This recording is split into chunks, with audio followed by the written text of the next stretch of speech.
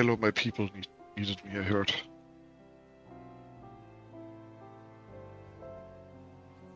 Was good.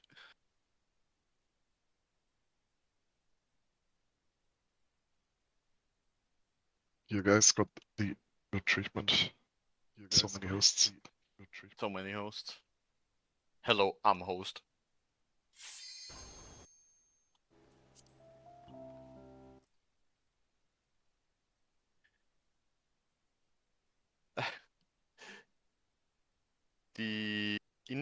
The double flare isn't the problem in Extreme, it's the chemistry cast when it ends. It hits between 600 to 800,000. Yes, that is not a joke. I think they meant the double flare in normal Yeah, mode. that one isn't scary in X. Well, it still hits hard, but it's not the scary part. The scary part is also all the mechanics that are happening. Yes. Right, we have 4 people not ready. That is fine. We are 5 minutes early still. Can you say something again, Haru? No, I will not talk to you anymore. Okay, because you're a Is little it better now? robotic right now. It might be Please the voice don't. channel though, hold on. No, I think it's the voice channel, hold on. I mean, It's you not are for clear me. to me. Yeah, how is clear to me Yeah, as but well. I did 100 ping to the voice channel, so hello. I think it's better for everyone now. I don't know, is it really better? I don't know. Yes, you are so That's much better. Yeah, we did have problems with Discord earlier in Savage Talk. It's just that probably someone joined this, whoever joined this voice first probably is a little further away from most people, so the server is, who knows where, I didn't check where it was, but if You I mean have like that one 100 guy from India? yeah. Well, no, that's like a 500 ping. 110 ping is still kind of meh. So someone here is probably not in Europe.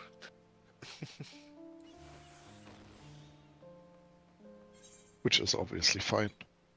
Yeah, it's fine. Just it sets the Discord server to whoever joins first, so.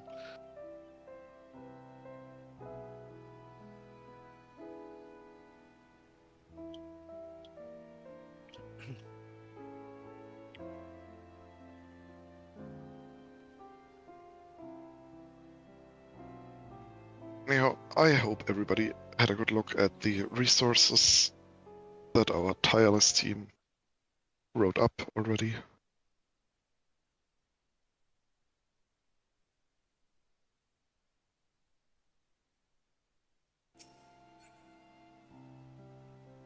I was wondering how far along are we actually with resources. Decided to start with boss 3 and see we are done with boss 3 resources. It has reached peak content. There's a reason I just struggled with it in a run, because I haven't done the resources. That's why I'm letting a server do them, because it's great for learning how it actually works if you weren't there for week 1. Yeah. But boss 1 and 2 are there, which is important. Yeah. And I fixed the boss 3 raid plan. So, you know. It's actually correct now. I was about to say, how did you fix it? Well, everything's correct now in the boss 3 raid plan. And with explanations on how to find the safe spots and stuff. Everything's in there now. Because I said, we finished the run today, and the seller messaged me on Discord being like, you have downtime, fix the boss 3 raid plan. Is it still linked in the week 1? Yes. Oh. Yes. It's the same link as before. I don't mean to be a dick, Luca. The markers are completely not on the positions we have them. They just need to be about where they are. They don't need to be exact. They just need to bring the point across, which they do on the lightning and stuff. Anyhow, let us play the funny game of not everyone is in Phantom Village. I suppose that is what one of your party member does not meet the requirements for this duty means, right, Luca? I've actually tried to keep. It's either that or someone's 39. There's 2 options, but Since I no think one said 39 anything, says I something think else. yeah. Please make Well, sure you are maybe. in Phantom Village. If you're getting an error message that specifically tells you what it is, then you know it will tell you if you are not in the correct zone or if you're level 39. If you're 39, you should have checked before and you need to leave. Because we can't re-level you. Does not work for FTMX. It's probably just someone not in Phantom Village. Make sure you're there. Doesn't matter which server, Yep. just Oh, there we go. there. There we go. For some reason, Square Enix decided we need to be in Phantom Village for Extreme. Because spaghetti code. You need to be committed to actually joining, guys.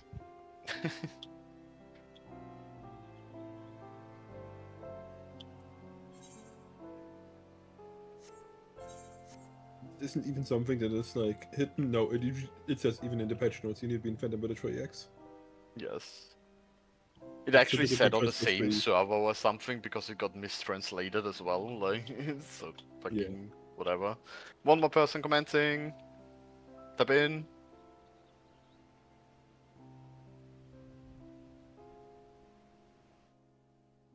All yours. Where's my 48th person in voice? Yu-Yu? Do we have Yu-Yu with us today? I think so. Nope.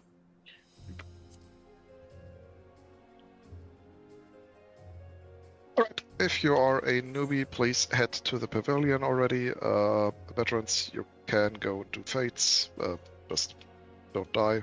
No cave diving. The usual rules.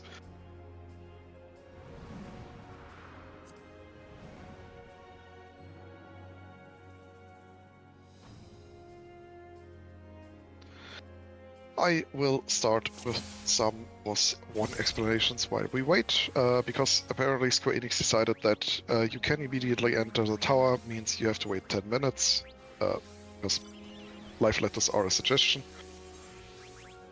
Boss 1, if you have done the normal tower, which I hope you have done, it's not a requirement, but it is very helpful to have at least seen the bosses visually, like know what they generally entail. You will know it is it's basically 2 bosses right next to each other. We're gonna be splitting up the raid. Alpha Bravo Charlie stay on the left side, 1 to 3 stay on the right side.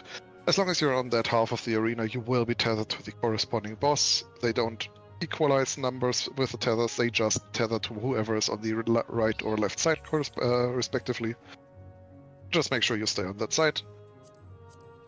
We can also cleave for the first 10 to 15 seconds until they have tethered. I would suggest you use every big AoE you have in that time, especially phantom actions, Ianukis, all that good stuff. If you've done blood with us, you know what we mean. Just burst them as best as you can. And then we start with actual mechanics. First up, Raid Wide. Good old mechanic, and then we come to the first sort of new mechanic, that is cross-blaze and blaze loop. If you've done the normal version, you will maybe remember that the bosses occasionally shoot out like a small ground AoE that then turns into an arena-wide donut afterwards, so you need to just step into the area that was just orange. This mechanic gets a bit more structure and an additional thing. Instead of a donut, the bosses can now also shoot a cross. So it will still be a small circle, but it will then explode into a cross. Bosses have 2 different patterns for this. They will either cast, for example, Blaze Loop and repeat, or they cast Blaze Loop, Cross Blaze, or any respective permutation of that. So it's either a repeat or it's both mechanics. Since both bosses will be doing this in an alternating pattern, we will have to do a total of 4 mini mechanics, let's call it. Either dodge a cross or step into a donut. I will call this out in something like our order will be cross, loop, loop, cross. If it is, for example, a cross blaze, blaze loop mechanic. This mechanic will later in the fight also be repeated with the addition of the side knockbacks. If you remember in the normal fight, you might remember there's this... at some point you get like a knockback indicator on one of your character sides that doesn't turn with your character, pointing either to the left or the right. This now has also a color. It is either green or blue.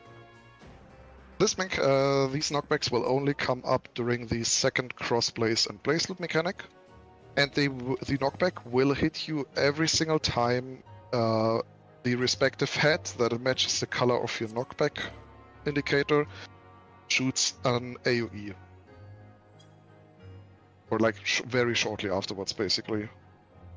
The exact way it will resolve is, for example, the green head shoots its AoE, you see a tiny orange marker on the ground, and as soon as that marker goes away, you get a tiny knockback. It is smaller than a normal.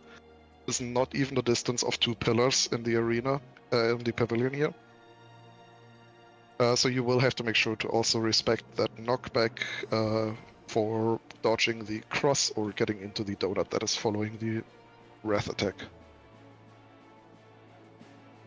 The other mechanics that is kind of relevant to be explained is Arcane Revelations. There is 2 variations of this. The first Arcane Revelation is the one with diving heads. In the normal mode, the heads in the beginning were going either to the middle or to the outsides and diving across the arena. If you've done the Leviathan fight in in Shadowbringer, you know what I mean with the dives. In the EX version, this is paired with one of the heads having a glowing neck thing around its head. It's very obvious what I mean when you see it. This indicator means that this head will have a wider cone when it's doing its dive. It will hit 2 lanes instead of 1. This means that only 1 lane will be safe. We will go to that lane, and then at the same time there is a diagonal lane across the arena of green and blue circles. They're standing vertically. The circles that match the color of the head that has the glowing ring will also shoot a laser, which means in the safe lane we will also have to make sure to not stand in line with those circles. We'll try to call this out to the best of my abilities. It will go something like we're going to the inner left lane, a line with green circles, very front is safe, something like that, for example. It is rather quick, so you can also try your best to look out for it, but I will try my best to also call it out.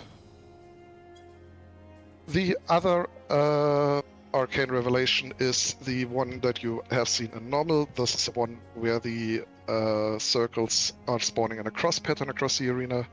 They will also have alternating colors of green or blue. The bosses will do staggered breath attack. The blue head will do a point blank that requires us to be away from the boss's hitbox, and the green will do a donut that requires us to be in the hitbox.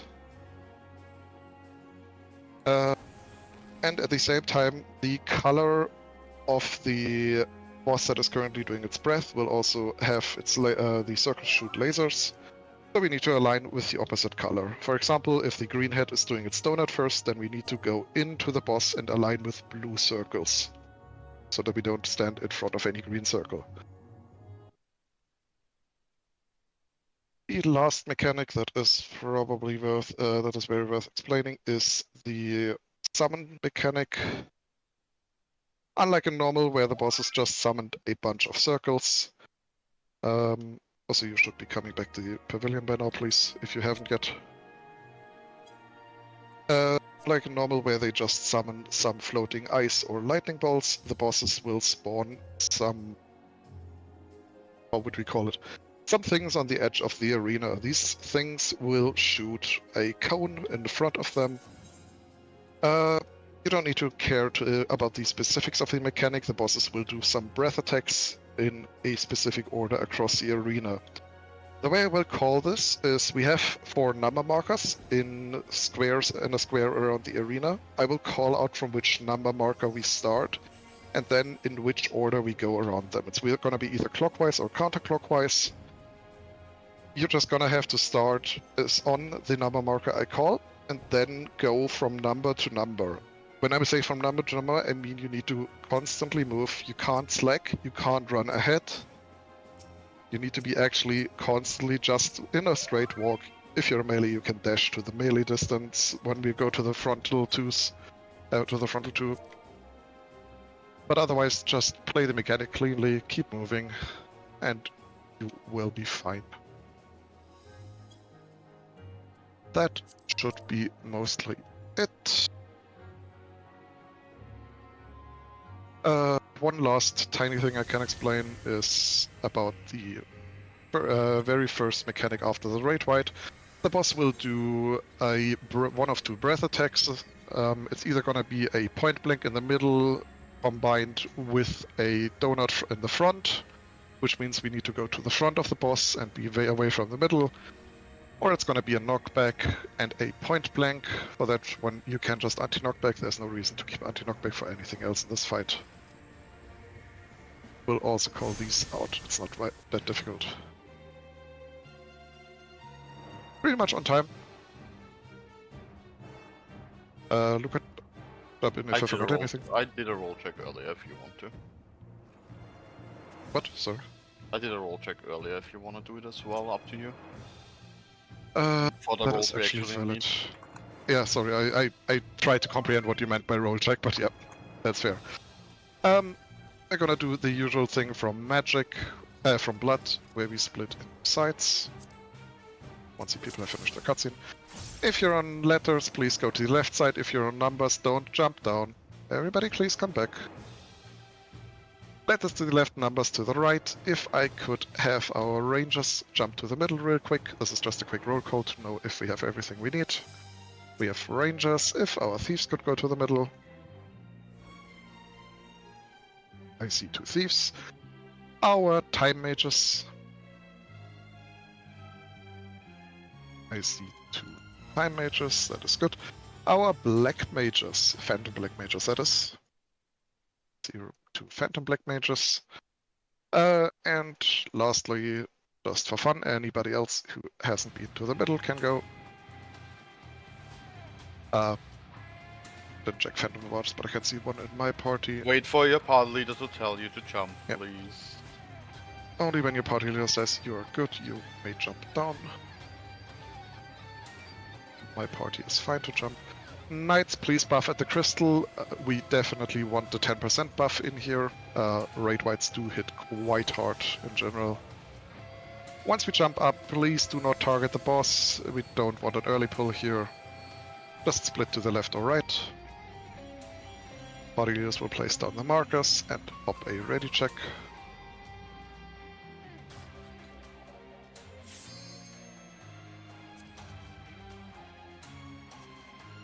All knights can have their tank stances on. We don't have a dedicated main tank since we don't run berserkers in here. It is unfortunately just not worth it, in case you're wondering. And if you hear If me there's ever any- talk, sorry. yeah. If If you you ever hear hear Luca me talk talk over me- over, then please listen to me. I'm just correcting.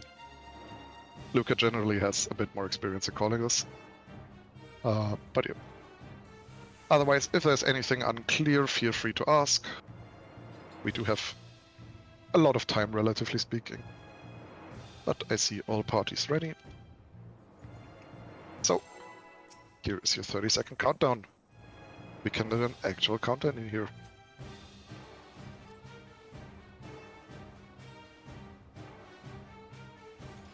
Whatever Azella said there. Something about dancers doing dancer stuff.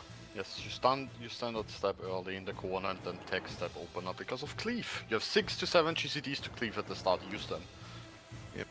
Yes, buffs on the opponent as well. Don't go to the details. 3, 2, 1. Pull. Keep on cleaving for now. Just use every cleave you have. Bosses will tether in a couple seconds. There we go. And then we start off with a raid wight. Mitigate this. The raid wights in here hurt a lot. Front to the front and donut to the front and Oh donut. shit, sorry, front donut. Mechanic Sorry. first. Yeah, mechanic first. Now right. Already was good. Yeah, now the raid wight. Thank you.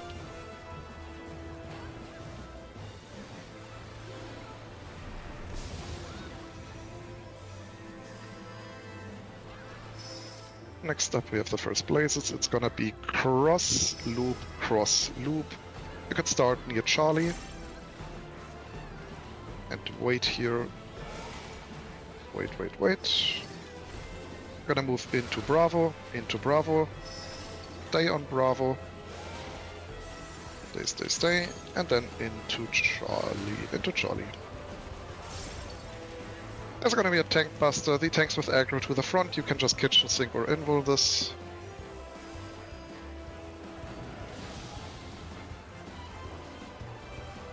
And the other breath mechanic, that means we're gonna see a knockback from the middle and be away from the boss. Melees can uptime on the outside. Anti-knockback now if you want to.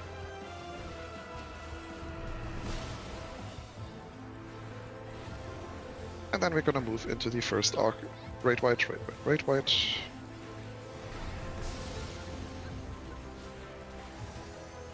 And then we move into the first arc in Revelation.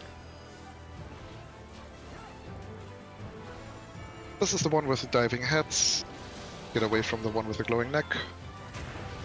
Gonna go to the left, outer left lane, align with blue. The front is safe. Front on the outer left. Good job. Next up, the summon mechanic. This is the one where we go to the number to the number markers. Melees can uptime for now. Gonna go opposite of blue, so we're gonna start on 2, 1, 4, 3. You can start hand on the 2 marker for now. 2, 1, 4, 3. And start moving. And then 2, 4. Don't stop, to 4. just keep going. Don't stop, keep just going. moving. And to 3. Finish the movement, don't greet. And back to the boss. Right. I don't know, second And okay. second arcane revelation. This is the one with the cross I pattern got it and right, ignore but- out. Sorry. Remember, you need to be... We're gonna be in and align with blue, in, align with blue circles, and afterwards we're going out, aligning with green. We need to be quick here. Out and green circles.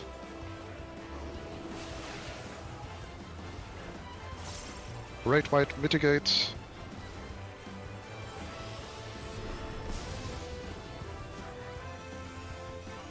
Tank busters. Just bring them to the front, mitigate them. And then we're gonna see the donuts and crosses again, but with the knockback as I explained earlier. Gonna get your knockback now. Check your color and check your direction. It will go off whenever your head does a breath. We're gonna get cross, loop, cross. It's double loop, cross, then double loop, then cross. Green is knockback. Green is knocking back with donut, with a cross. Blue knockback in.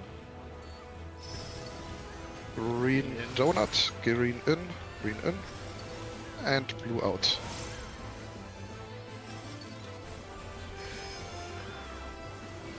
So, arc, Great White, mitigate.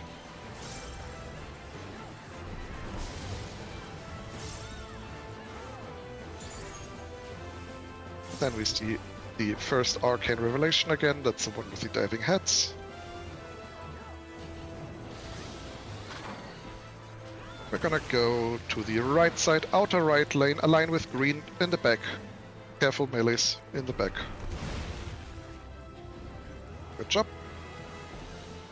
We're gonna see the second arcane revelation, the one with the cross. Remember to be quick. We're starting out and align with green, out, align with green, and then go in on blue with blue circles. In on blue circles.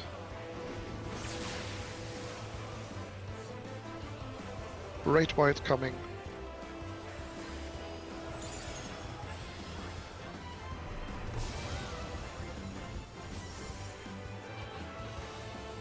Then we're gonna hit the other one, hit the green head. Red, don't jump, there's personal spoils for you, and we need to make sure everybody's alive. Sorry about the first missed call there, but the rest went pretty decent. I nailed the uptime on the second again. Don't Move ahead after you once jumped, don't move. There can be an asshole trap right after the red. Okay, we can pop the small trap. And then there can be one more trap either to the left or the right. Just wait a bit. Knights and dancers, you can buff at the crystal.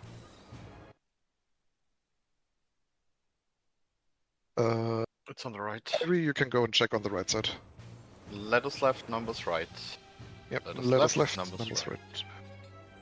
Also, if you're in a number party, you can jump down one voice channel to the newbie 123 right.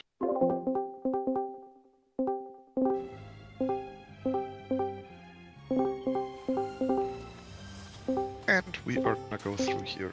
After using the teleportation sigil, please wait.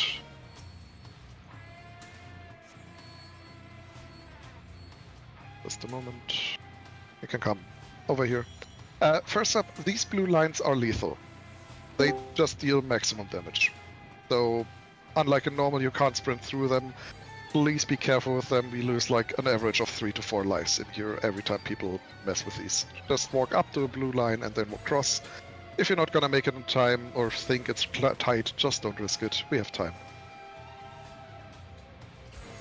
Please wait, don't pull the mobs.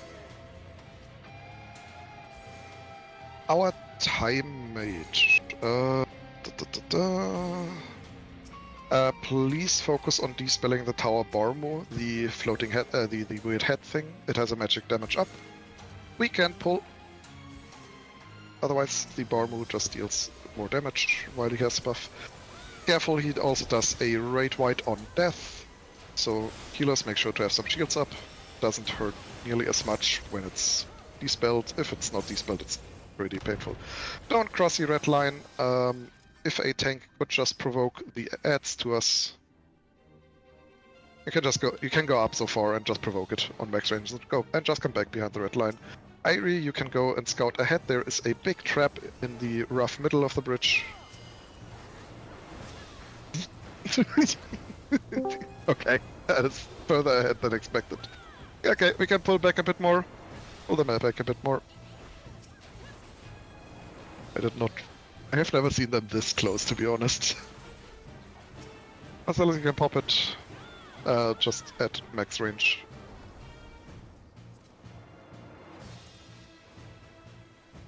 Looking good. Alright, Irie, if you could check for us on the side bridges. Careful, careful, careful, there's a trap potentially there. Never assume there's no traps. There could be, you could have run into a trap. Grab the Crusader, tanks grab the Crusader, and heavy mitigation, it hurts. Heavy mid, this thing will fuck you up if you don't mid. We got lucky / unlucky, this is a trap that isn't in normal mode, it's just a mean big guy that hits very, very hard. It is on one of the 4 outer circles. Irie, you can check the next bridge, careful there will be a small trap here on the side bridge. And the rest of us can already go and kill the tower the tower handers.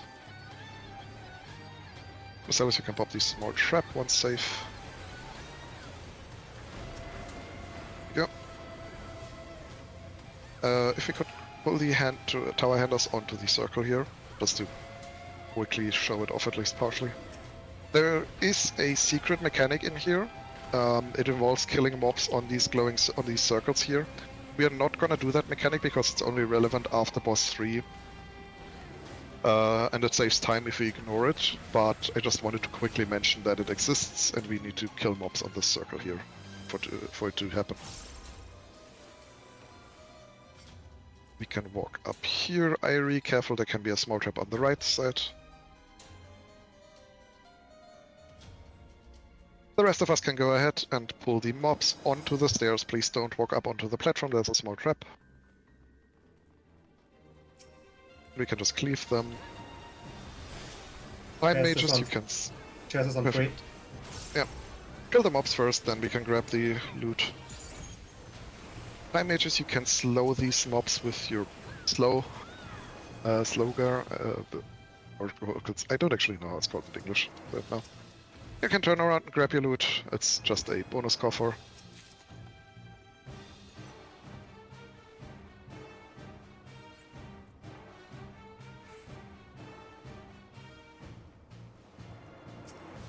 We can Watch pop out. the small trap. Irie, don't go further, please. Pop the small trap. Irie, come back, please. Marcellus, you can snipe the big trap. You never need to step onto the lightning floor. You can always snipe it from in front of it. There's a big trap on the next platform. It's easier if you just snipe it like this.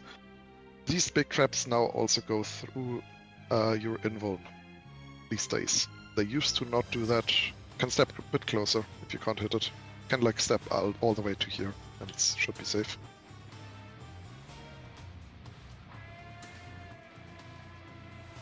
Probably throw it all the way to the left side.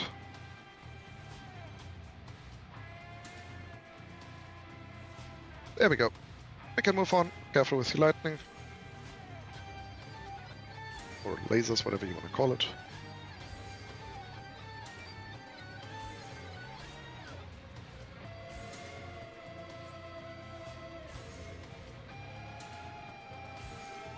Again, don't risk it.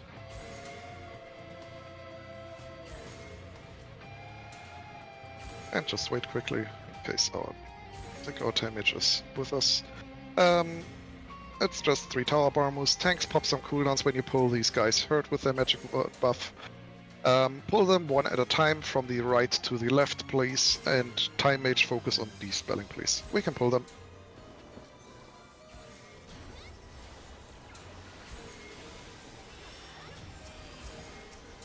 Perfect. They have all been de-spelled. Other side is already finished.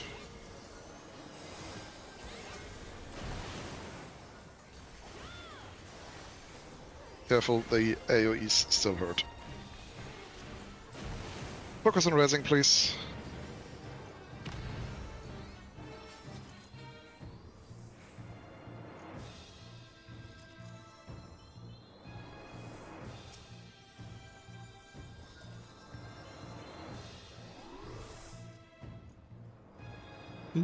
Since I've just seen it. It is the same as for Power Blood. Normal rezzing does not work here, only the Yeah. White Mage and Chemist dresses work. Only white mages, chemists can. Eerie, you can move ahead and check real quick. There should not be a trap in front of us. You shouldn't be sensing anything here. Oh, okay. Never mind, I misread that. Luca said it's on our I side. thought he said on our side. I misread that. Please don't go ahead. There's a big trap and a small trap in the next area. But you can jump up one voice channel already. Just stay here on the bridge. Or double. You can get from the ring. That's basically where you'll find them.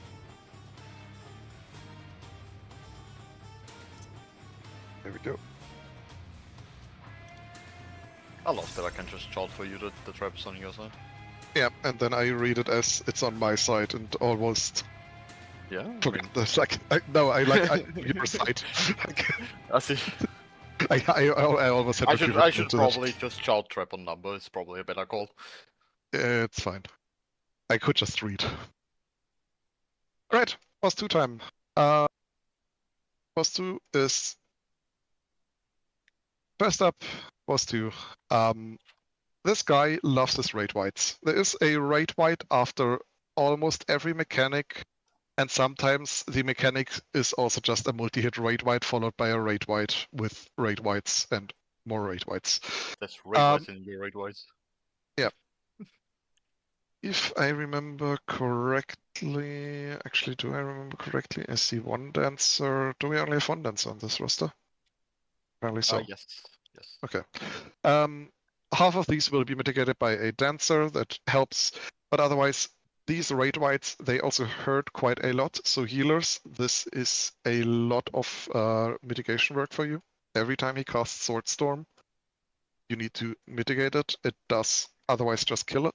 It's also a physical raid white, so Pills for Weapon helps tremendously. You can share a Doriad as a samurai. And yeah, just generally, if you're a tank, help. If you have Feint or an Addle, just help on the raid whites. It is quite necessary.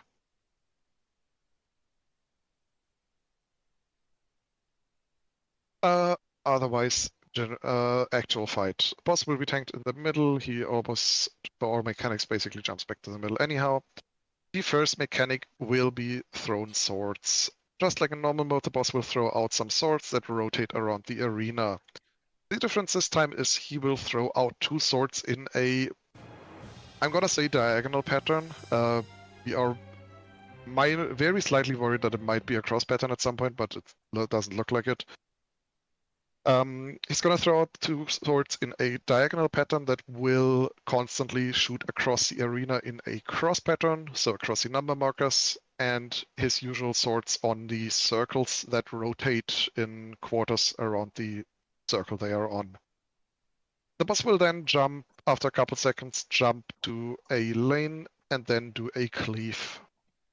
Like in normal mode, the boss may jump onto a circle and then do a side cleave. It's going to be either on the left or the right. I will not call out which side it is, purely because it is slightly ambiguous.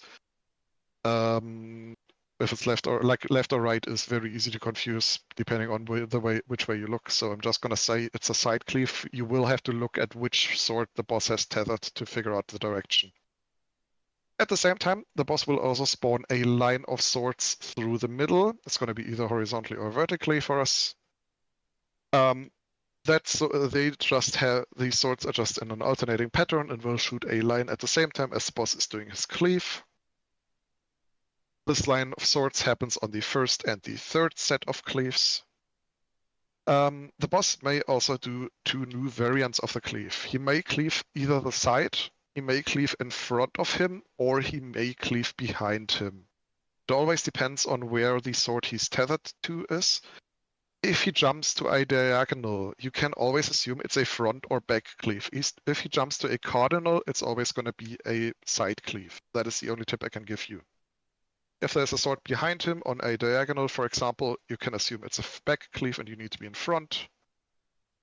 If a sword is not behind him, it's going to be a front cleave and you need to be behind him. I will call out roughly where to stand and also what to watch out for, but the mechanic is rather fast. You will also need to pay attention to the swords that are traveling around around these circles. And yeah, in general, this is just unfortunately a bit of a clusterfuck of a mechanic. Not everything can be called on time. Use ice. Followed by a raid white, and then we go into the first Cycloswords. Cycloswords is the mechanic where he spawns a ring, just a ring indicator, and with swords. Those swords point either in or out. If they point in, it's a point blank AoE inside of the ring. If the swords point out, it's a donut and you need to be inside the ring. The first Cycloswords is relatively simple. It's one big circle that has either swords pointing in or out. After a couple seconds, the boss will also spawn a line of swords through the middle. This one is always going from Delta to Bravo. What you want to do is line yourself up with the sword. Luca will be main taking, I think. So Luca will drag the boss to the south so we can stand on the edge of the ring. Because for these Cycloswords mechanics, all of them, after a circle has done its mechanic, it will then flip its swords and do the opposite mechanics 3 or 4 seconds later. So if we first have to go outside because it's a point blank area, we then have to step to the inside and be inside the donut. At the same time as the second hit goes off, the swords from the middle will also go off, so you need to be aligned with those swords and just take a step in or out, depending on what mechanic the second sword is. That is relatively simple. That is followed by Sword Dance. Sword Dance is the 4 blue slashes across the arena.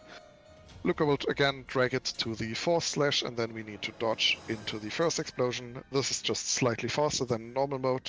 Make sure to be on the outside and move quickly, and you should be fine for this.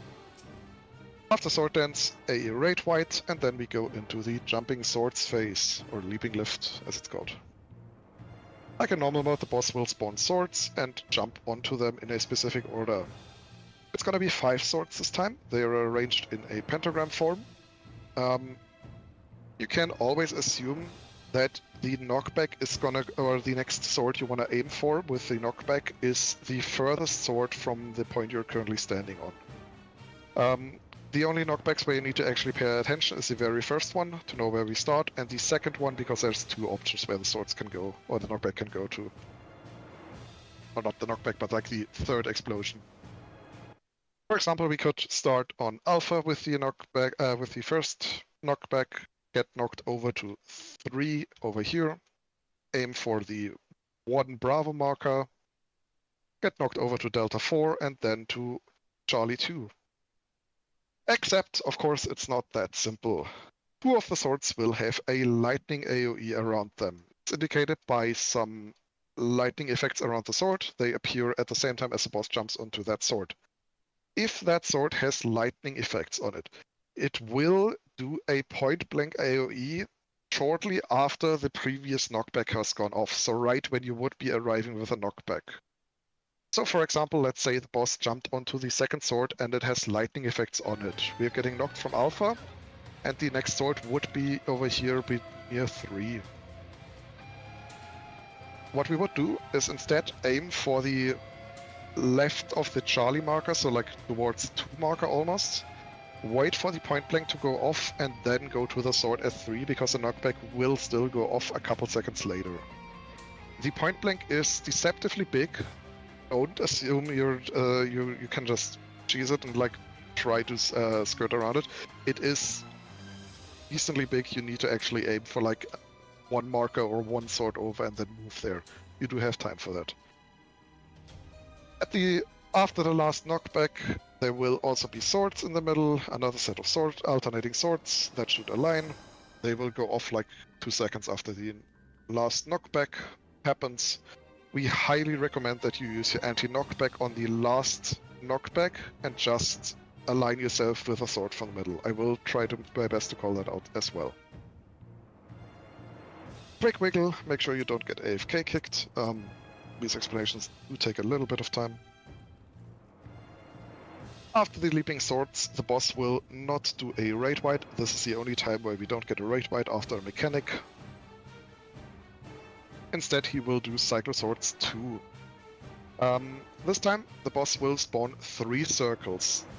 2 of them will have a point blank and 1 will be a donut.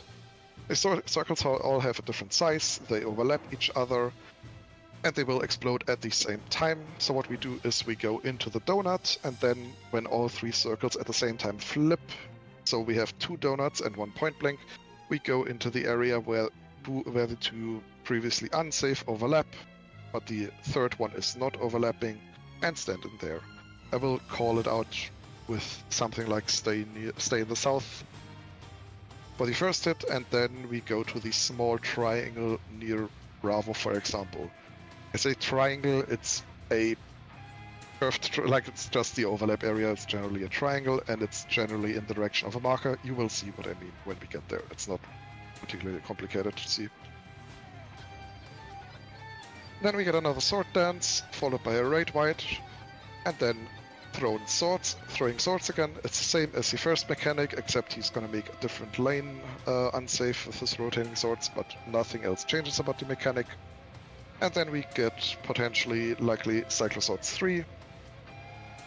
That one is like the second one, except instead of all 3 circles appearing at the same time, they appear staggered, and we need to move a bit more around. It's mainly a follow the callouts, and if you can try to see it for yourself, it is a bit of a clusterfuck.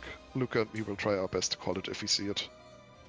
If we get good DPS and people don't die much, we can skip it. I don't expect that on a very first newbie run. If me and Haru both fuck up the circles in order that spawn, please excuse us. We've seen them twice and skipped them every other time. We're not very experienced in calling them. That happens. Yeah, that's just a fair warning. We've not seen them that often yet, so it might or might not happen. After Cyclo Swords 3, it's just another sword dance, the blue lines, and then a raid wipe before the enrage comes.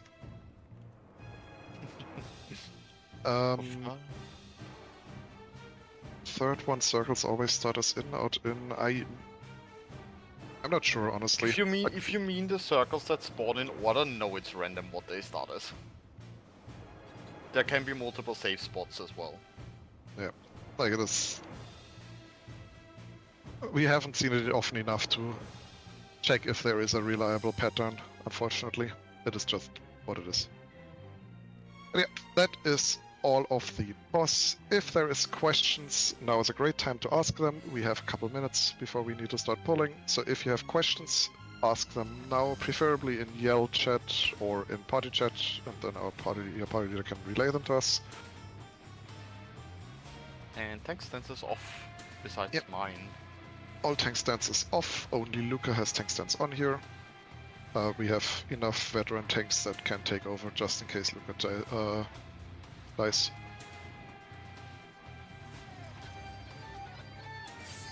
If there's no questions, we can do ready checks. Make sure to eat food. The extra health is quite valuable here.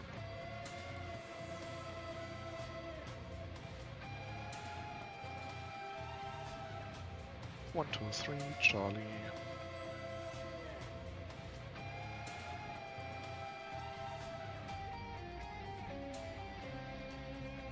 Alpha and Bravo, all parties ready. Here's the countdown. Remember shield healers, and generally, the raid wights hurt. Use your mitigations, use your personal stuff if you have any. It really does make a big difference here.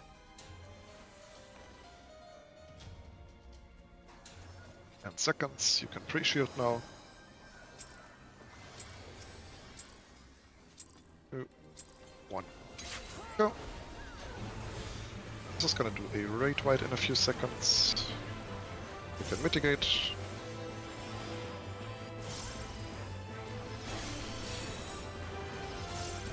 And then he will throw out his swords. Stay on a cardinal position. Cardinals are safe from at the hitbox ring are safe.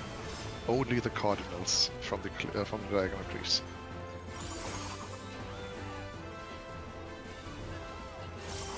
Careful with the rotating swords. The boss will jump now.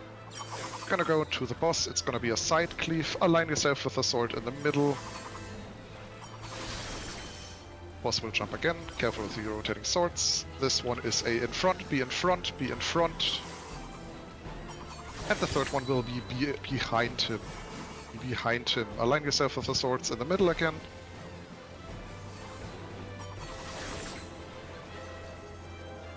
Raid wight coming up.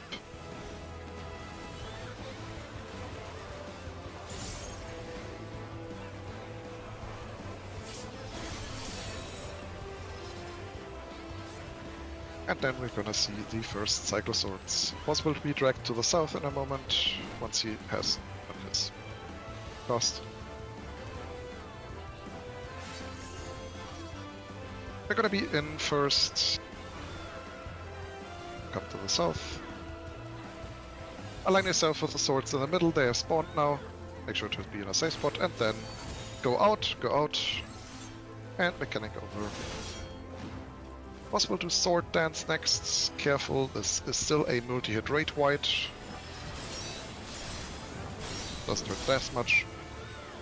We're gonna go to Bravo, pop your sprint just in case, and go to the second explosion. Go to 1, 1, 1. This is a shitty pattern. Raid wight coming.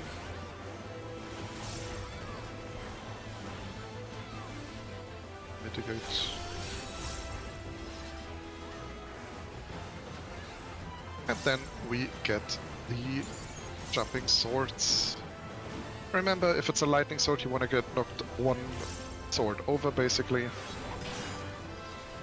You're gonna see the order now. We're gonna start on Bravo. Aim for Delta, but knock back from 3. It's gonna be the second and fifth sword having lightning. Aim for Delta. Go to 3. Go to 3, aim for Alpha. Aim for 2.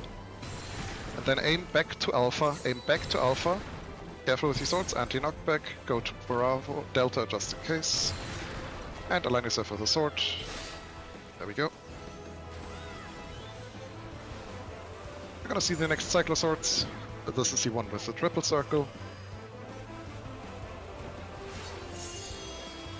We're gonna go to the north near the 1 marker. And then the safe spot will be the small triangle near 2 and Charlie. The very small triangle there. You move. You have to be rather quick here. Right white, this is the multi-hit one.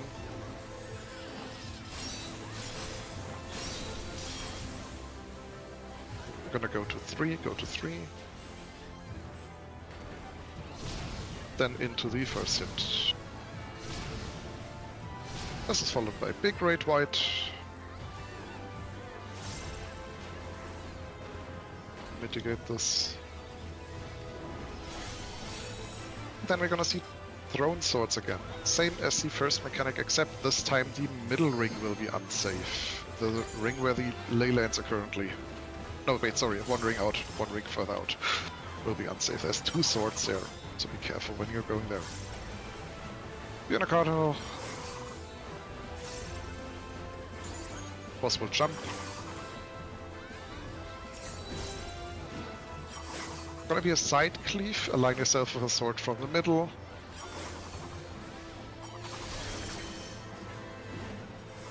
Jumping again. It's gonna be behind him.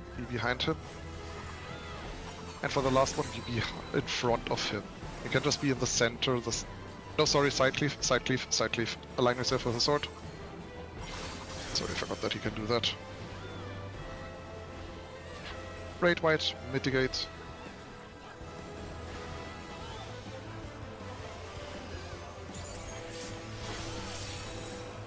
And then we see the third Cycloswords. This is gonna be a bit hectic in callouts. Just be mindful, try to solve it via yourself if you can. Otherwise, they're gonna be outside of this ring.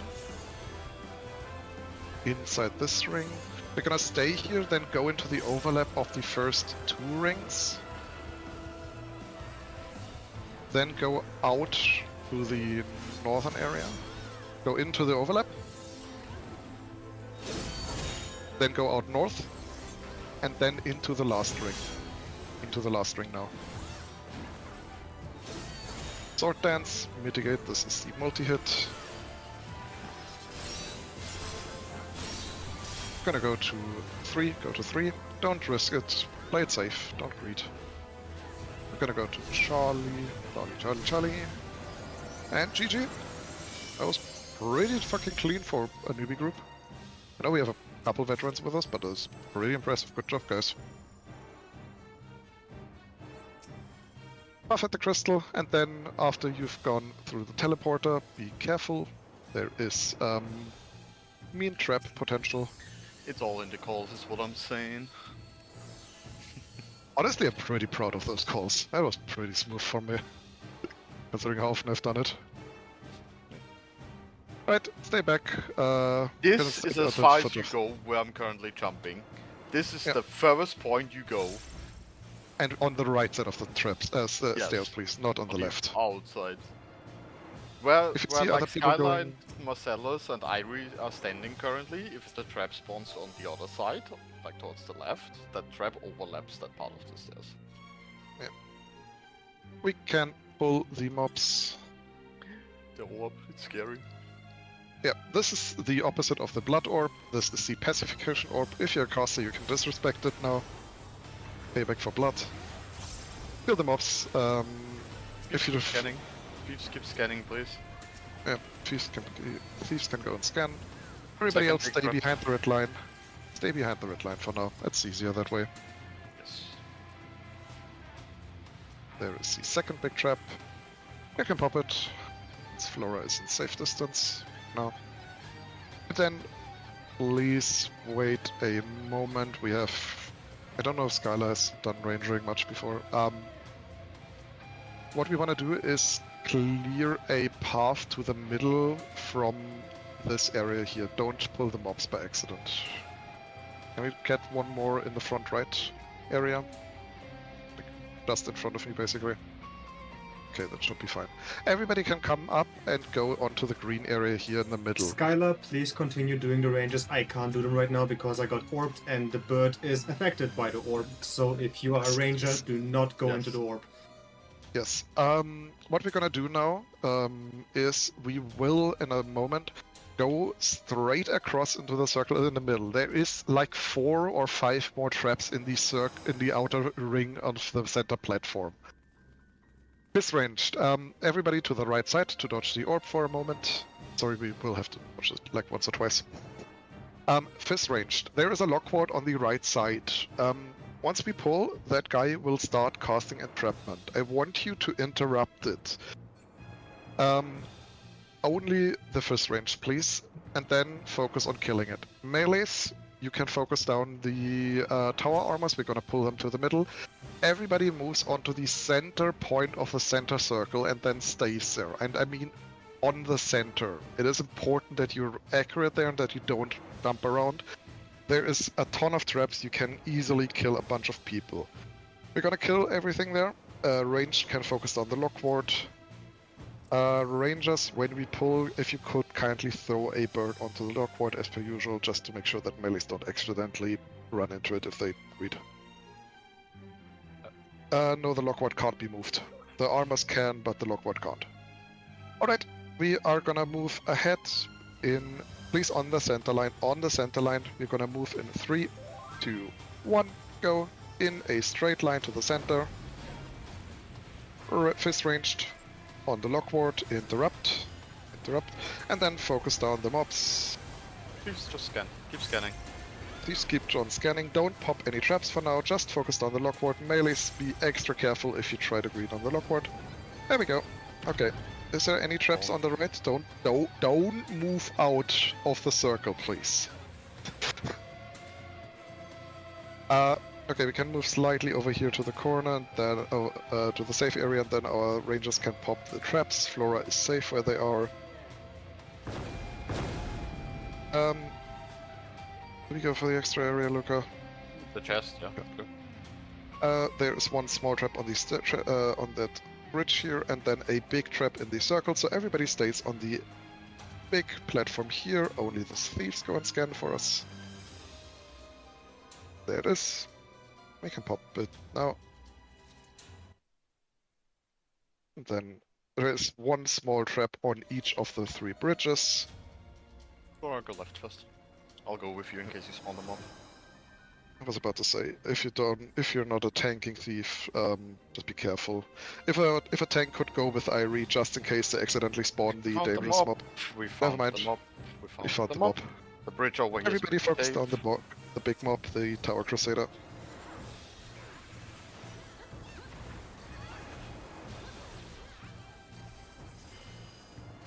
Offers likely on the middle area.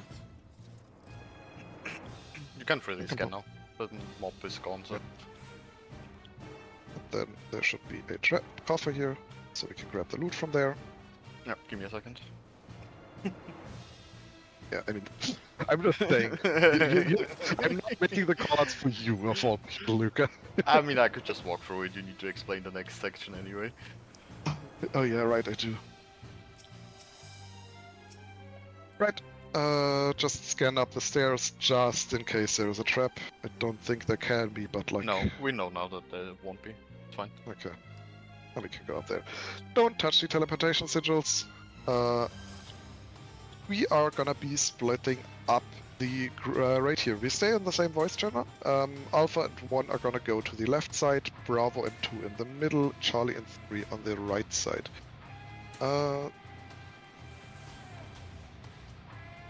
There is going to be 3... Yeah, sorry, I was just double checking my board. There is a storm control orb or something on each side. These orbs need to be killed at the same time, as per usual when stuff like this happens. We're gonna DPS them down. On the lower platforms, that is the left and the right platforms, there is going to be some weird effects and then a message about like physical annihilation protocol initiated. At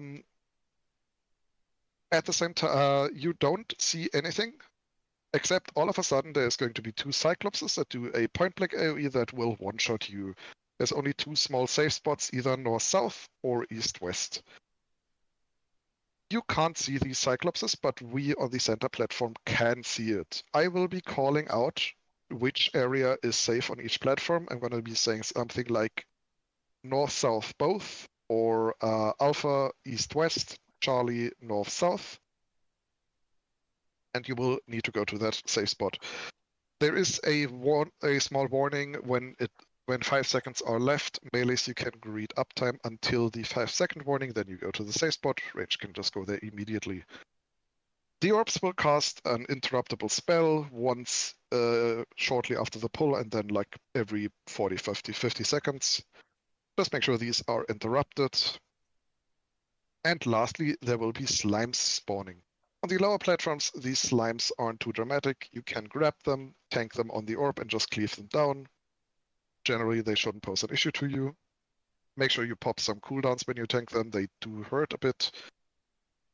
On the center platform, they are a bit different. They will auto-attack once and then cast an Enrage. Elfie, you are our only hope on the center platform. You have Romeo's Ballet, your time stop. I think I recognize your name from Frog Tower Blood, so you might already be vaguely familiar with time-stopping stuff. Even if not, you just wait until all of the slimes are casting and then use Romeo's Ballet when I call for it. Don't press it any earlier. Don't bother doing anything else when the slimes are about to come up. Just make sure to press the button when it's called for. And that is everything.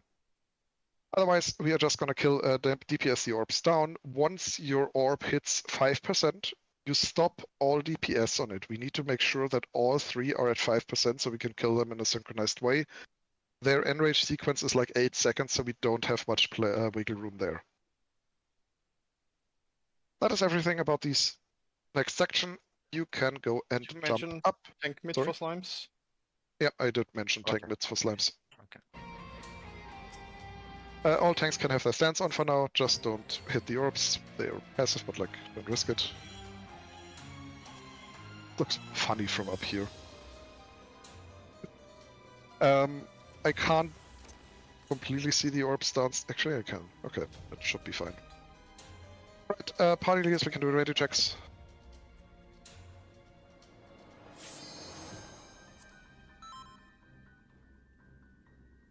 I got the right one if you want to target to focus the left one. Yeah, we can do that.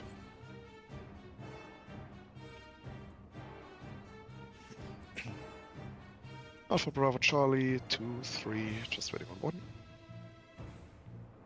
And 1 is ready. Not done in chat.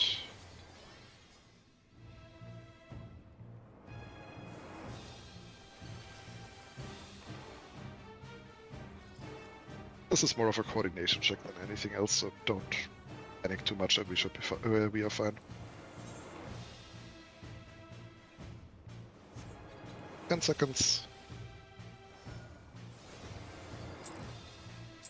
4, 3, 2, 1. Oh. First up. Interrupt the orbs. Interrupt.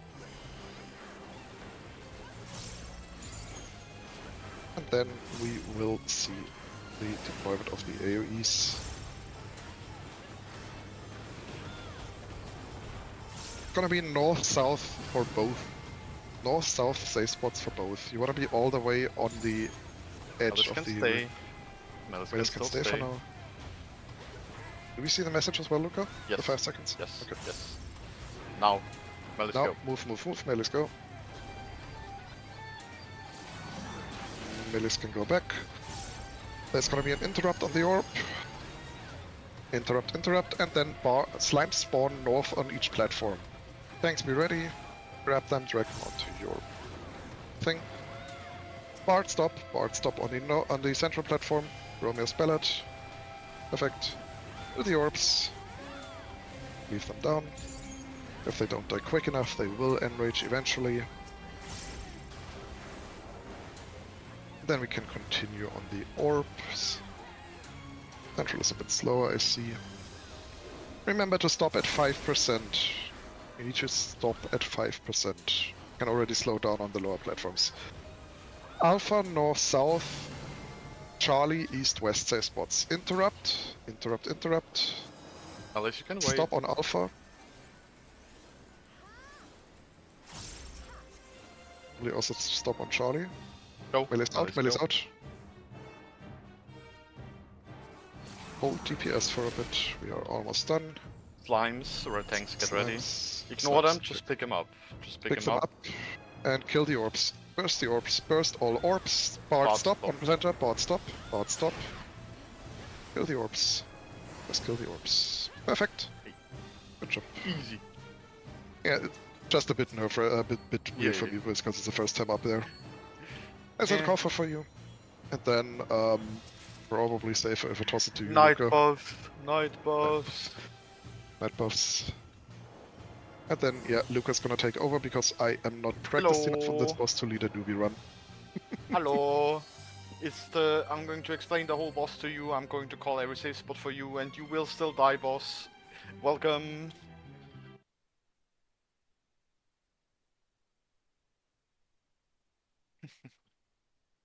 Guy, but this time he's actually scary. We do not have resources for this boss yet, besides the raid plan. I'm going to throw the raid plan into the run channel, so you can open it to have some imagery along with the explanations. That's all I can offer you for now. And then I'll explain how this works. First of all, every time there is a raid wipe, it hits 5 times. So keep that in mind, healers. Every raid wipe is 5 hits in total. And then we will already start off with a head mechanic. The boss spawns 2 of each element: thunder, ice, and lightning. Ice does cross AoEs, thunder, cone AoEs, cardinal save, fire, big circle AoE. The heads will then start going out and will do their mechanics combined with the boss. I'm going to call for you where each safe spot for each element is. Which one is first, second, and third is random. When the heads go out, I'ma call them one by one where the safe spot is. Stay in middle. I'm just telling you where they are. Stand still in middle. Wait for the boss to cast. Once the boss starts casting, that's when you go to the corresponding safe spot. Once you're done with that mechanic, instantly back to middle. He will immediately start casting the next one. And he will always do all 3. That mechanic is very quick. Do not chill anywhere. Interrupt your casts. Fuck your melee uptime. Move for the mechanic. You will straight up die if you don't.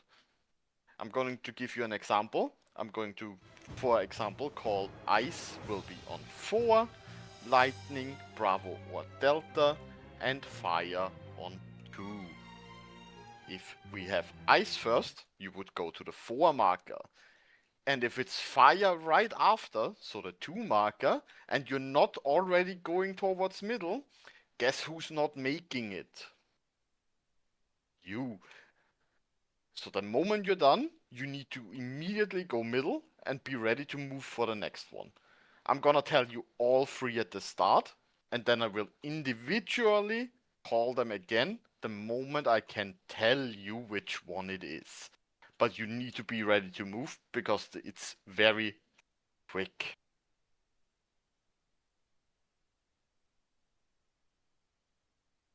You can look at slide 3 has the ice, slide 4 has the thunder, slide 5 has the fire. That's how it would look like.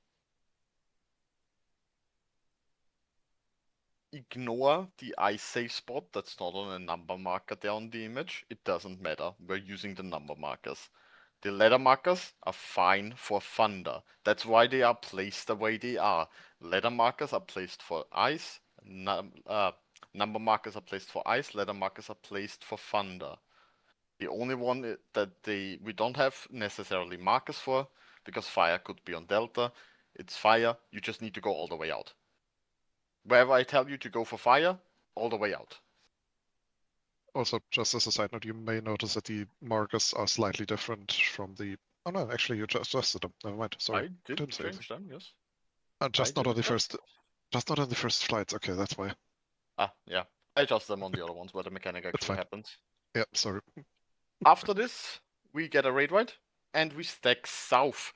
The reason we do this is the boss will turn to a random person and does the expanding line AoEs. If we just bait him south, then they will always go from north to south, which makes the next part a lot easier because he also spawns a lot of heads in the middle that will cleave in front of them, just like the swords in boss 2.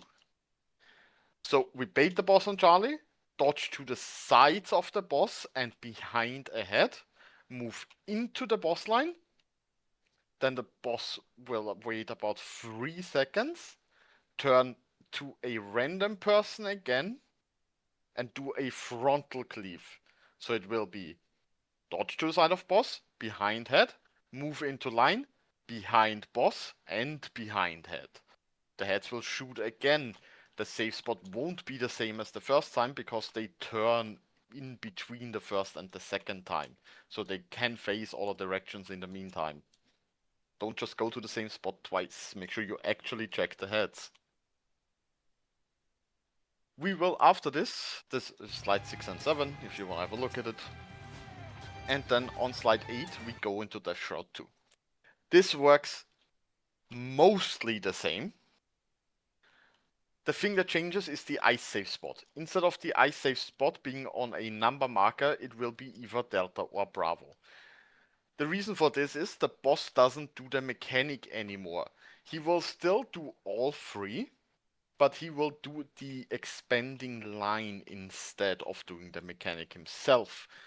So I'm going to again tell you all 3 save spots. Don't move yet. The boss will then show us the order. It's very quick.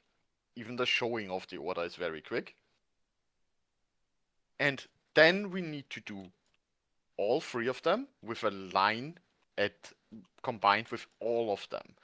The first, so it would be fire plus line, then ice plus line, then thunder plus line. There's a new line every time.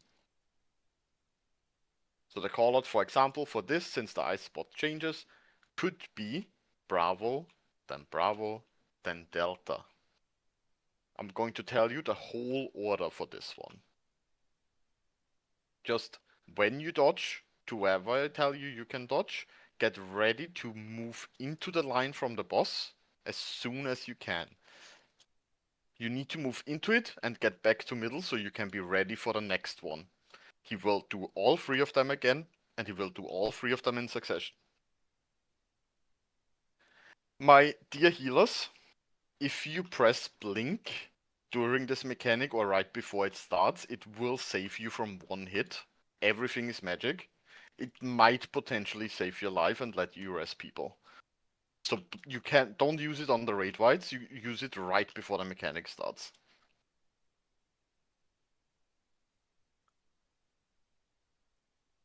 After this, we get 1 more raid wide, and then we get another mechanic, and we get Fertile Ground. The cast itself is also a raid wide. Also, don't move your characters, don't get AFK kicked. You will get a blue or a pink debuff, and 8 heads that shoot both of them will spawn. That is slide 12 plus on the raid plan. You need to get hit by the opposite. I'm going to tell you the order for the heads. They will either spawn on all letters or all numbers first, and then it will be the opposite. So the first 4 might be all letters, and the second 4 might be all numbers. Every time you get hit by the opposite, so if you had blue and you get hit by purple, your debuff swaps. Please your move heads. real quick. We just Yes. lost someone to the AFK kick. I Please, Miguel. just told people to move. Why Oh. are we standing still, gamers? Oh no, that was me leaving the party probably. Or Rami. Okay, We well. were doing marker stuff. Sorry. Okay, good. So if you had blue, you need to get hit by purple. You then swap your debuff to purple, so on the next one you need to get hit by blue. Then by purple, then by blue, then by purple, etc. 8 times. Obviously, that would be too easy if it was just that. So we will have boss mechanics on head number 3, 5, and 7. He will do fire, ice, and lightning. The order is random. The best tip I can give you, line yourself up with the next head early. Do the mechanic in the middle around the boss. Don't go out if you don't have to. It might, for example, the first head might spawn on alpha, and then I'm going to tell you alpha clockwise, meaning the first 4 heads will be Alpha, Bravo, Charlie, then Delta. The next side might spawn on 1 and then 4, so I'm gonna tell you 1 counterclockwise. So 1, 4, 3, 2. It can be clock or counterclockwise. It can be both clockwise, both counter, or it can be different. I'ma also write it out in Yell chat, so you can check in between. And then again, on 3, 5, and 7, we will have a boss mechanic to deal with. Ice, intercardinal, thunder, cardinals, fire, out. That's why you need to line yourself up early with the heads, otherwise you don't have time to do mechanic plus head in time. After this we just have the, you can see this on slide 12, 13, 14 is a little example. And then 15 is just, again, we stack on Charlie, do the heads, do the line, and then it's one more time the second Death Shroud, the second head mechanic, and then the boss enrages. You can all turn off your tank stances. I'm going to main tank this. If you have any questions, please ask them now. We need to pull very soon. This will be very quick and very confusing when you do it the first time. Do not worry about it. It gets a lot better once you've done it a few times. For which mechanic you carry? For during the head mechanic with the debuffs? Yes, only the boss does them. You need the heads will do the debuffs, the pink and the blue, and the boss does boss mechanics. The element mechanics. Right, ready checks. Make sure you have some food. This will be very, very hectic when you see it the first time. It gets a lot easier once you've seen it a few times.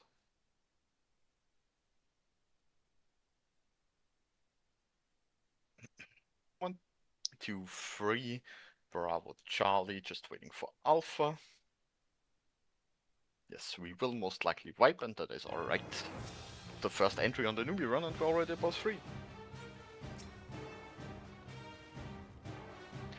Alpha.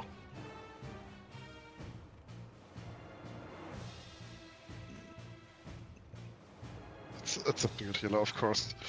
That sucks because we have like 20 seconds until we need to start the countdown. Yeah. And I have to, like, even if I was they about to see say, it, I have to. we just have to start without them. It's unfortunate. They are inside the arena, so they will just spawn the death wall at least. Can rest them once they're back. Yeah. Start But the countdown. I have to start the countdown now. Otherwise we'll run out of Everybody in time. the arena. Just make sure you mid the raid whites. You can heal them as a regen healer without a shield.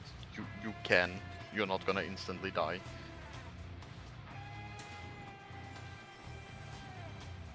Just spam some healing, some medica free, some cure freeze if necessary.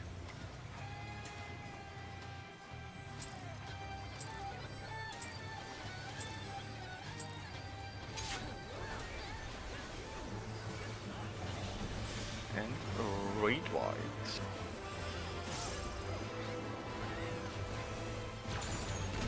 Five hits in total.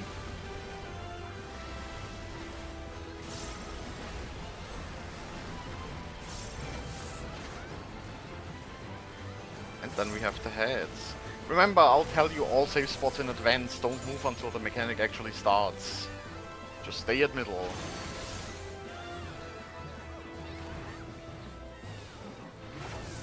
Ice save spot will be on 4.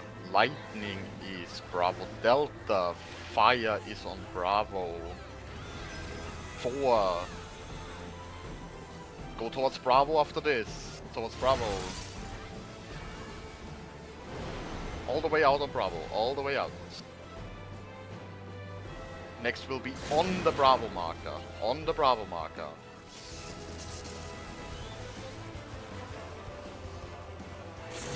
Good job. Great white, 5 hits.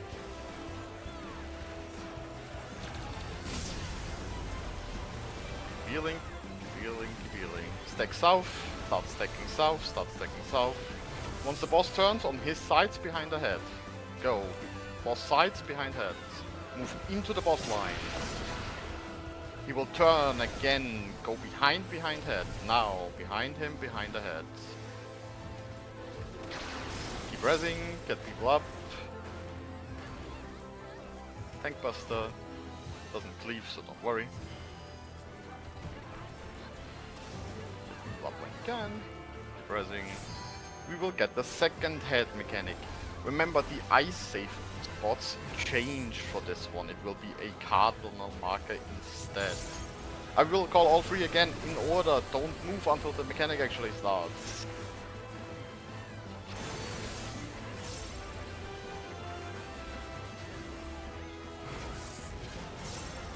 Ice is gonna be Bravo. Lightning is south. And fire is on 3. Bravo, south, 3. It's south first, then Bravo. Left or right of the Charlie marker? Left or right Left of and Charlie? right, yeah. Move into the line. Bravo. Into the line. And Bravo again. Charlie. Yeah. Into the line. Did I fuck up the behind? Go behind. Did I fuck up the lightning? Yeah, Must it's do fine. it. Focus for now. Great white. Try rising if you can.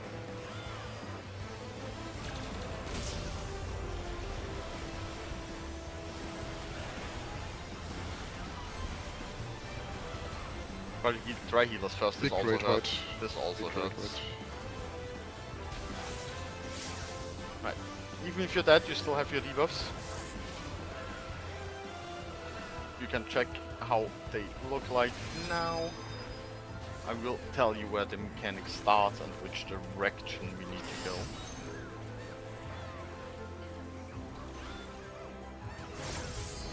We will start on Bravo counter. And then 4 and clockwise. Bravo is the first. Next one will be Alpha. Bravo, then Alpha. Alpha. After this will be Delta with mechanic. It's fire out. After the mechanic will be Charlie. After this it's 4 with mechanic. It's Thunder, be Cardinals. After this it is 1. Next will be 2 with mechanic. It's Blizzard, be Intercardinals. And then it is 3.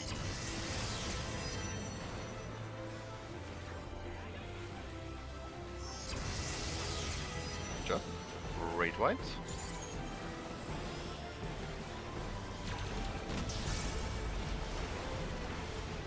Meeting, keep shielding, keep healing. Keep rising if you can.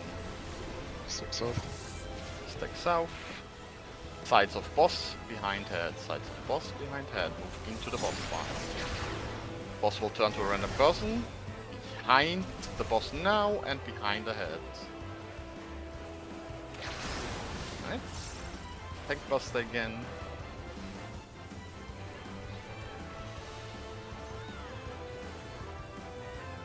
And then we have the second head mechanic one more time.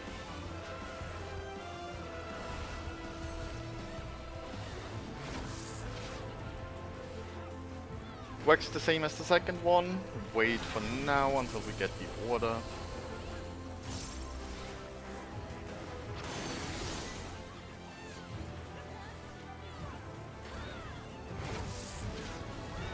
Ice is on Bravo. Lightning on Charlie, and fire on 3. Ice Bravo, lightning Charlie, fire 3.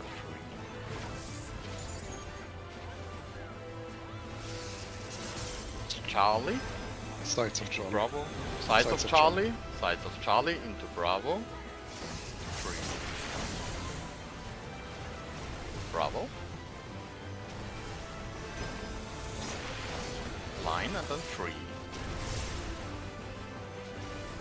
And then line again. Behind, behind, behind. We have one more raid white. And after this raid white is enrage. Don't even take that percentage as an actual enrage because of permas, the boss rescales. Which makes it kind of look like he heals. So this is probably more like a 10%.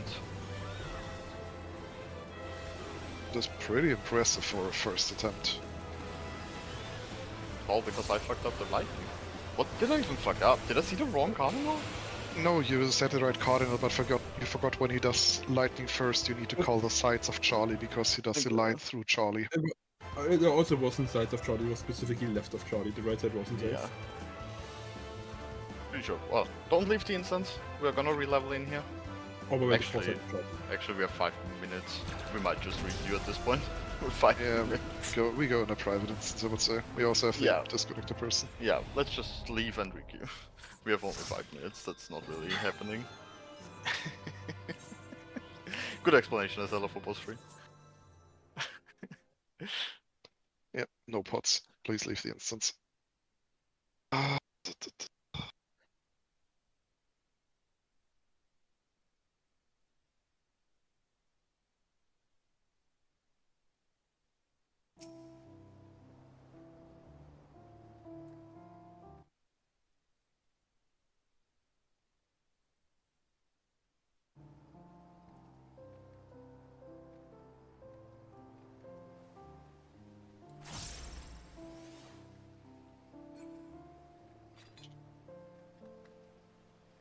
Do you need we me have to someone- swap? Yeah, I was about to say somebody who can shield healer for Charlie. Oh yeah, for Alpha. Oh, never mind, they are back. They are back, they are back. Oh? They are back. They're back! Like back already, or...? Oh no, you said they're back. Yeah, but they said the threat, that's why, like... Yep, starting again. Okay. We can wait that real quick.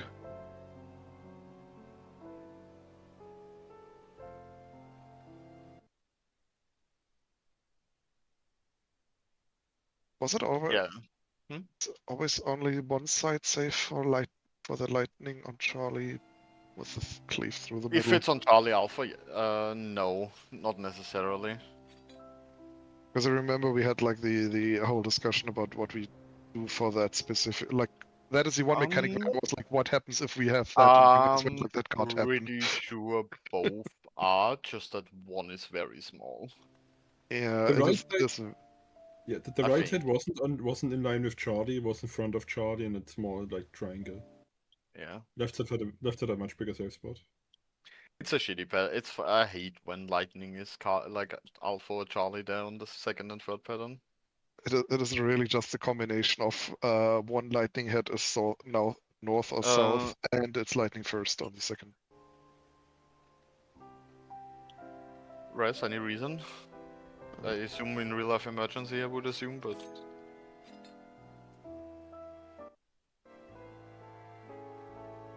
We still do expect you to stay for the whole duration if you sign up for a run, generally.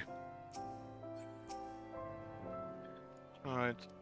Oh, I mean, I'm right in this party, so I mean, you have a white mage tank, so you can probably have them go knight and Yes. then... hello. Why did I just glamour my healer here with my tank glamour? Alright, if you could leave then resident, I can... I'm just gonna throw a rage check anyhow, because we have had a few minutes of uncertainty. We'll tend to just go AFK during that.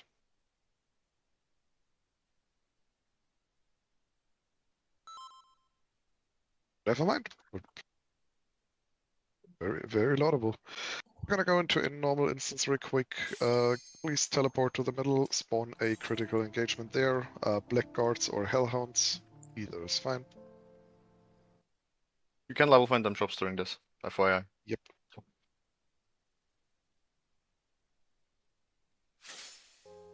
I'm a healer main now. I already upgraded a piece on healer. Join the light side, Luca. It's a wonderful time. I didn't even know that I already started upgrading my gear on healer. Apparently I did. Yep. Otherwise, honestly, really solid first try on the boss 3. Like the prog group did not get nearly as far when we went there for the first time. Obviously, we didn't know what we were facing, but like that was still pretty solid for the first attempt. I'm not gonna upgrade the healer We gear got now. we got debated by the first by the knockback circle and the lightning. I just saw many people getting knocked over to the edge in Brock Run. It was beautiful. Knockback? Yeah, boss 2. Oh, We can, yeah. if in the middle killing stuff, we can kill the blackguards or the doggos on the east side. Both spawn is E. Oh, there we go. There we go. There's already the hairy lady. It is the new Garula. It's so easy to spawn. It's great. It's even easier to spawn than Garulas at Arcane. It's easier to spawn when you don't have shit like sharks that are hard to spawn because the shark CE is not close to an Nephirite, unlike the hairy lady. Thank God, because it's a shitsy fucking What do you mean? downtime. Sharks was beautiful. Fucking downtime. Nope. Not the shark. Make sure to be in the CE. Pick damage drops. You wanna blast the CE. It does help very much with the visuals. Like, there is obviously still stuff that differs, but having seen the normal is a big help. If you haven't done it yet, I would highly recommend it, especially if you plan to come for boss 4, because having seen that, like, it is almost a must to have seen boss 4 normal for extreme. I still find it funny that the game just does allow you to go into extreme instead of normal without having done normal for the questline. Yeah. I can see why. If that the- anyone wants to know how you actually find the safe spots on boss 3 for personal learning, it will be in the resources once they are done tomorrow. Probably tomorrow or in 2 days.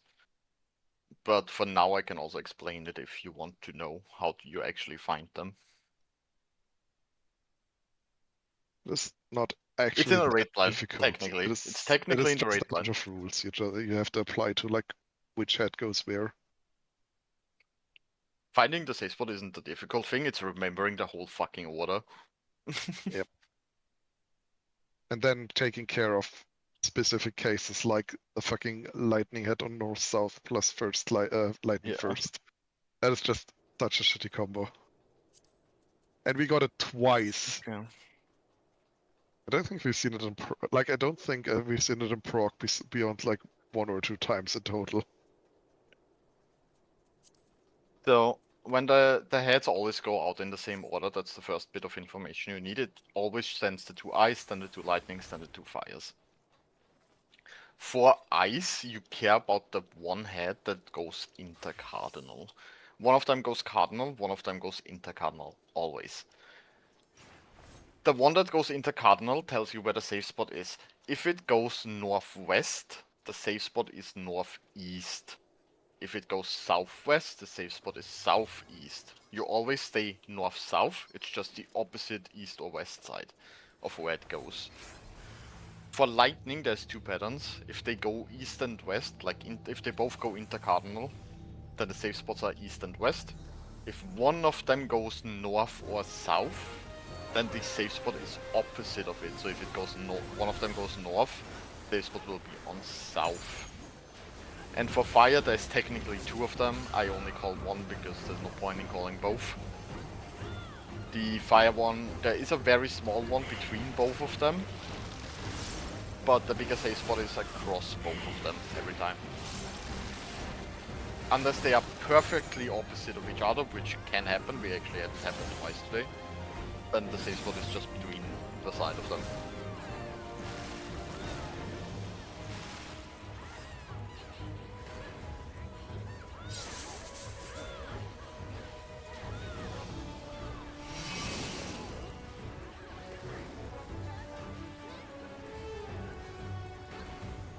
Those are the rules.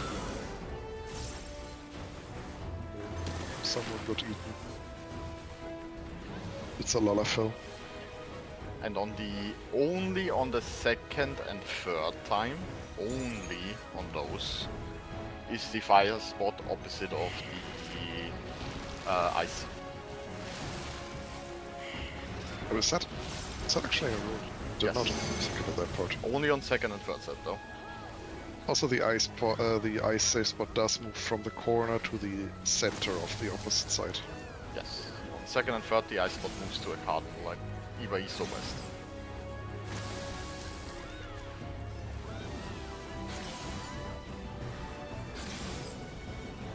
Like the boss is actually not that difficult once you get used to its movement.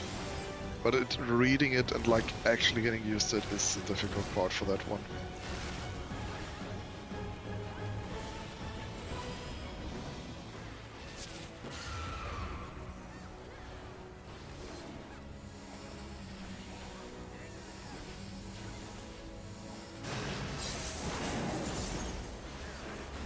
Doing my reses, what am I letting a seller die for, man?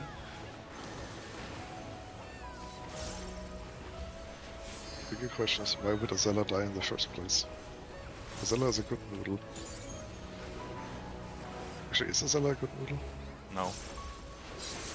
We're probably going to do this next entry and then it's done for. Goal is 3 to 4 hours, but like, that's probably 2 entries with re-leveling, I would say. Especially with how far we're getting.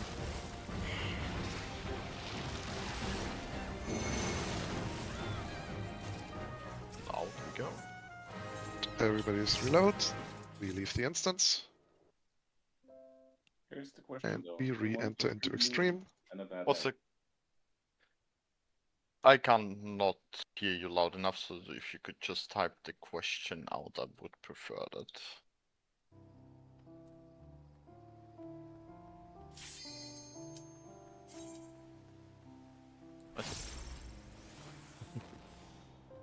Yeah, don't Yeah. get used to it. After Well, this, but- it's right back into CE hell. It's based around us having absolutely no idea how far the average run goes. Because, duh, it's week 1. Yeah, like, Yeah, I mean, it might. Like, I think the last. Didn't one run today wipe on boss 1 because of like some slip up? Like, that is how much it can vary right now because We we enraged also on learned- boss They- 1. Yeah. But... Did you see boss 3 as well? yeah, we need, but we do need data, and we do need runs to tell where the average run goes. It's just what it is. And you guys are decent data, but you're also a little fake data. there's a bunch of you in here who have already been in the week 1 group. Is any of us truly Well- real? No, you're also a little fake data because for the reason that it's week 1 and most of you that are doing this in week 1 already are probably decent at the game. So it's not quite the average. But Yeah. it gives us a rough estimate. Also, the This- average. To answer the question, yeah, we still technically have 1 full day of week 1. Tomorrow still counts as week 1. True, Technically. actually.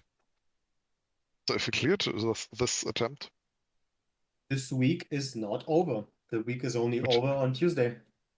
which Exactly. very technically speaking is possible.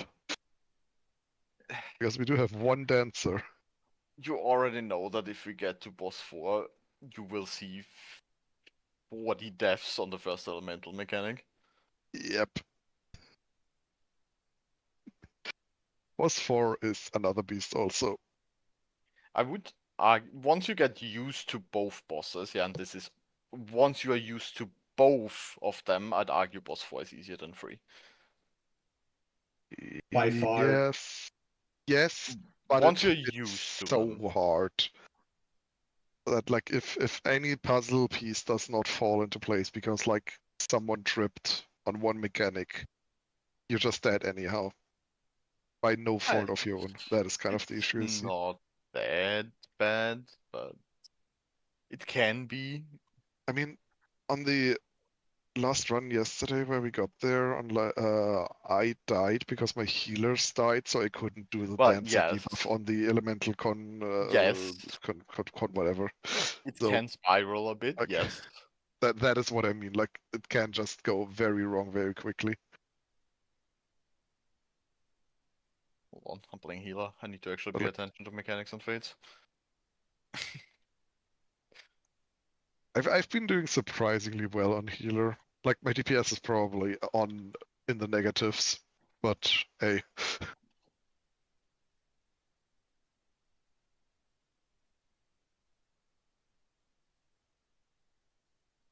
You can do 2 fates before you need to go to tower, by the way. This is the first one or the second one? This is the first. Okay. Only 2.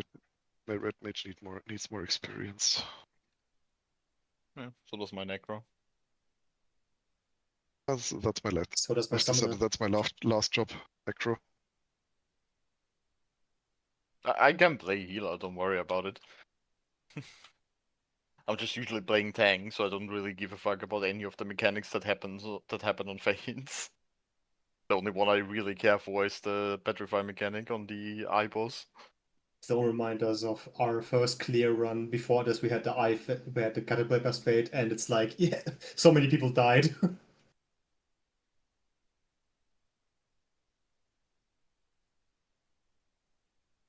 On tank busters, if you're tanking blob, obviously. But So- otherwise, it is also nullifying ruin stack, so if you're ever unsure on a mechanic, just press your pledge. And on the well, you're in Bradley Bravo, so the Manator section doesn't matter for you, but if you would be on the Alpha or Charlie platform there, you can also just pledge both. Like the Manator hits, you never have to go out if you're a night tank, technically. This is not me recommending that you do it, by the way. If you time it wrong, you will get hit by 2 and die.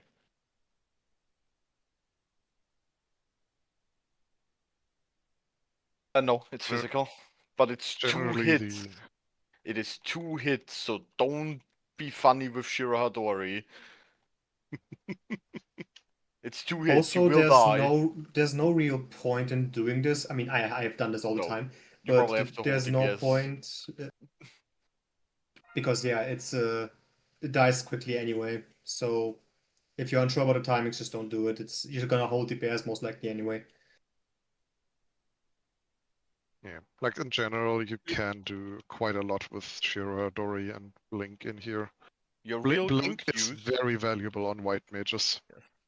your best use for Shirahadori is pressing it on boss 2 raid whites right now. Yep. And for Blink, it is pressing it whenever you feel there's something coming up that might kill you. Because you can just ignore it, potentially. For example, Well, the 800,000 damage raid white on boss 4. And yes, that What? number is not an exaggeration. That is how much damage it does on a normal day if you don't mitigate it. Double check your phantom jobs if you leveled them. Make sure you are on the correct phantom job. This is why you're not going to play Mitigation Dancer unless you know boss 4 and can live on boss 4. Because you need to be alive. This is not a you might be alive and it helps. This is a you need to straight up be alive. Because we 40% need damage that. reduction is Yes. a lot. It's a I mean, tank LB2 essentially at 40%. Yeah. And fun fact, we also takes- pull tank LB2s on the first Yes. one. On the Yes, second one, raid you white. might not have it too. This raid white hurts like a motherfucker. It's not even subtle. I mean, a Dancer mid alone takes 320,000 damage away from it, so you know.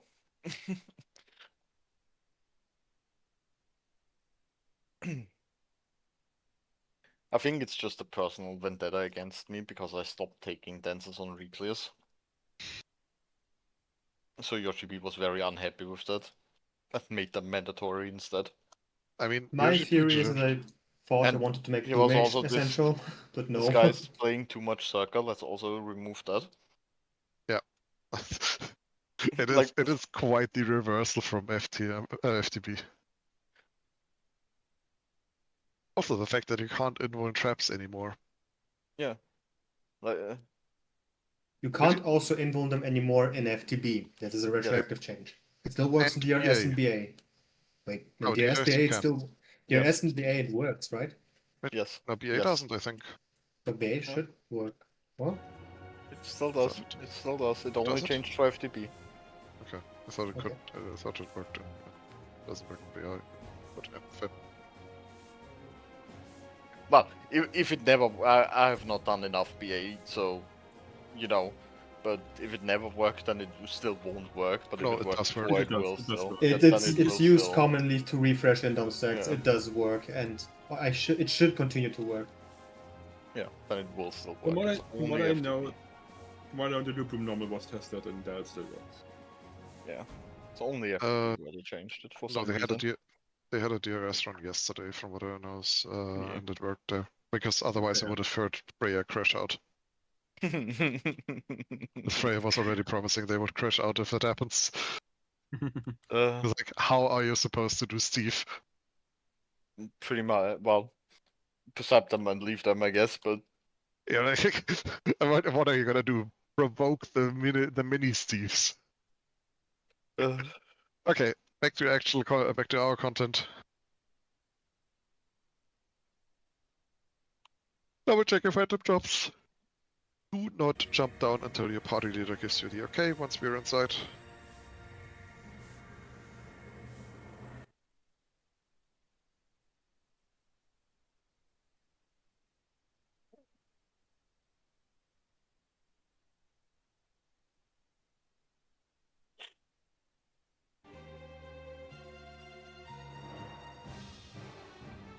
yeah, I know how. I didn't though.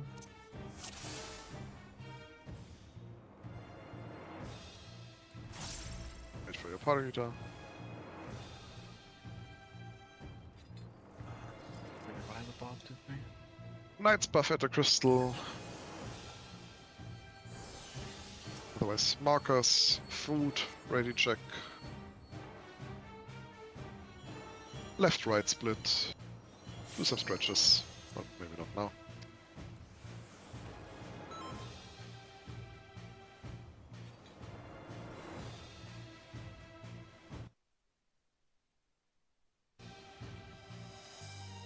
One, two, three, alpha.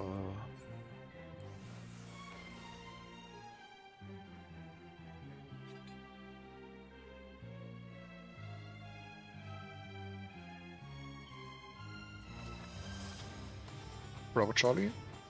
That's how I was throwing in Bravo. Hold.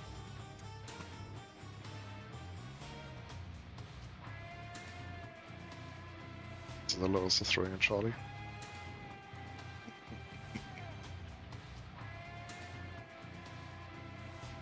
Is there anything, an issue on Charlie?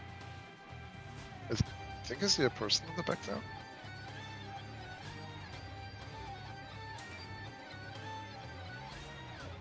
Ah, there we go. Alright, all parties ready. Countdown.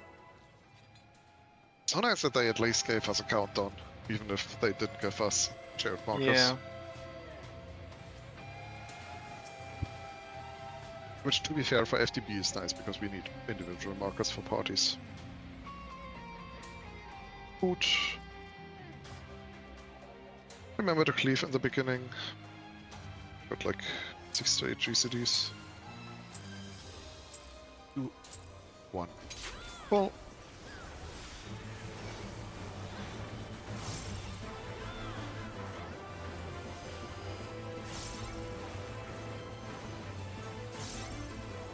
There is the tether.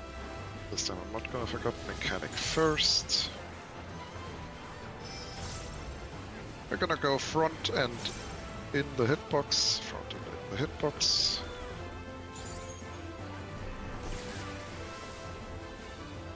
Then red white mitigate.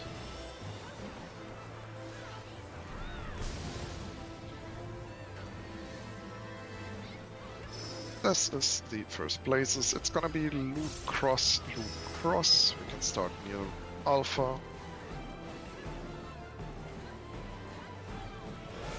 Move into alpha. Move away from Bravo for cross. Into delta. And then up to alpha to dodge the last cross.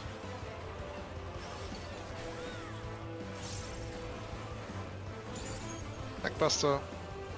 Bring them to the front. See the second one from the culling. Then the other mechanic, it's gonna be knockback and out of the hitbox. Melees can up him on greed on the side. Anti-knockback now.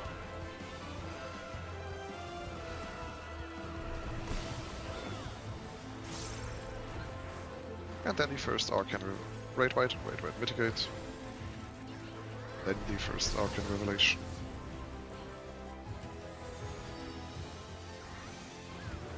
This is the one with the diving heads. Remember to get away from the one with the glowing neck. Gonna go left, inner left lane, align with blue, front is safe. Front in the inner left. Next up, summon.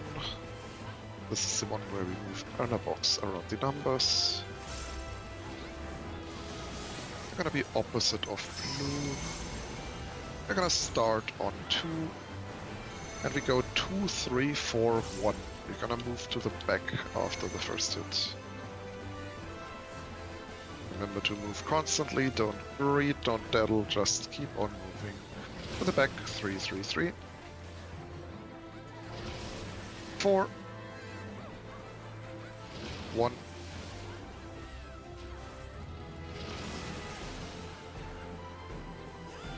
Second Arcane Revelation, this is the one with the cross where we need to go in or out.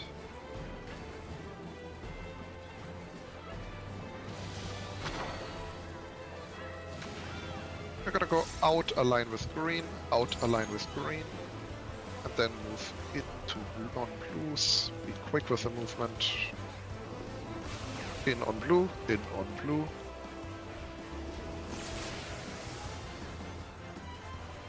Right, white, mitigate.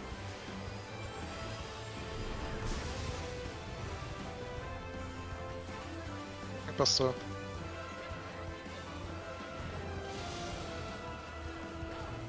Next up, the second set of blazes. This is the one with the small knockback. You know that you've seen it, how it works. Double check the direction and the color you have. And then we will have loop, cross, cross, loop. We start off with the green. Gonna be loop and green, go in. Blue and cross. Green and cross. And blue and donut.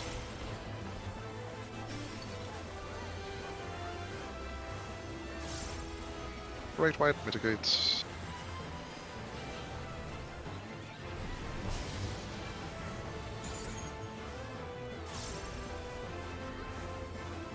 Next up, the first Arcane Revelations again. This is the one with the diving heads. We're going to the right, inner right lane, align with green, be in the back. Inner right lane.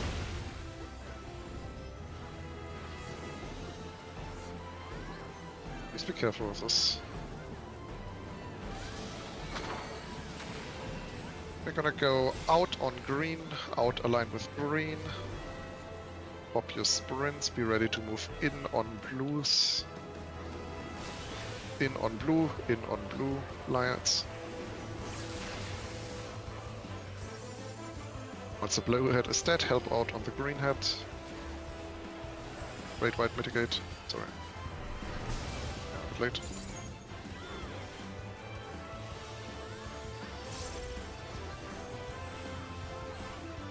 help out on the green hand. We should be killing this before this mechanic goes off. Make sure everybody's alive and grab your loot before you go.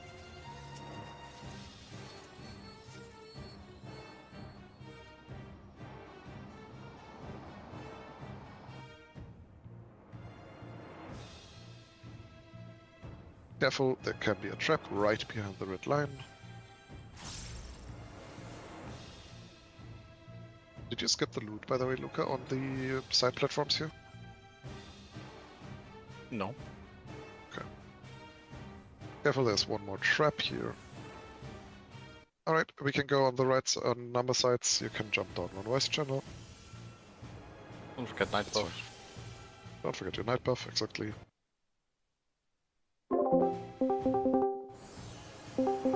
It's only ever only one trap, either on the left or the right. Here. There's also no trap here up until... I don't know why they made red lines here, probably because of the lasers. Careful with the lasers, don't read it. That is very risky, my dear Black Mage. Like, I've seen countless people die to doing that. Just getting your toe stabbed by the laser will kill you. Do not do any greedy stuff on the lasers. This isn't like normal where you can greed them. Do not. They will instantly kill you. I see our time mage. We can pull. Remember to dispel the bar move. Dispel has happened. Very good. Keep some light mids up just in case. Need to repeat what happened upstairs.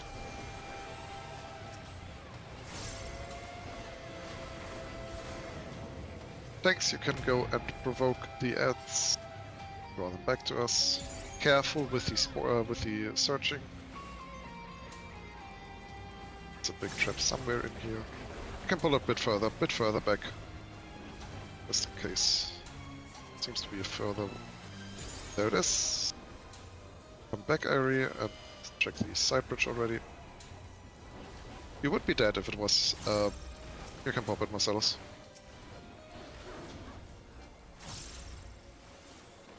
Wait. Marcellus, please pop the trap.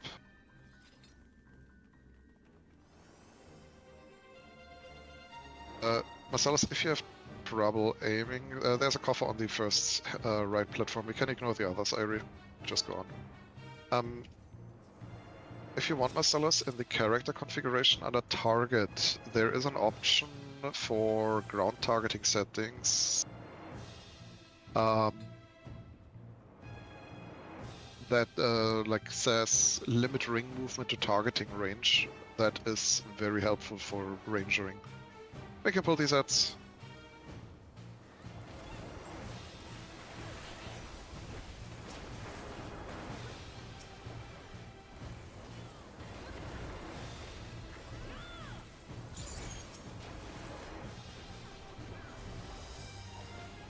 Today I learned.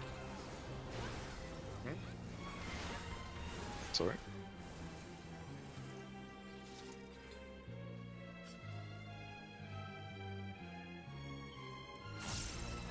Can move on.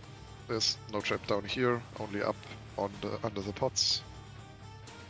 Ah, today alert. Yeah, that is in the ranger guide, but obviously you probably didn't read that because you were impromptu in here. Damage, try to slow the mobs, please, as well. Helps. I think they should be all slowable, from what I remember. It's not as necessary as an FTM because they are quite FTBs because they aren't quite as bad. Stay back, let Marcellus snipe the trap. With that setting, you also should have an easier time in sniping the trap here. There we go. Be greedy.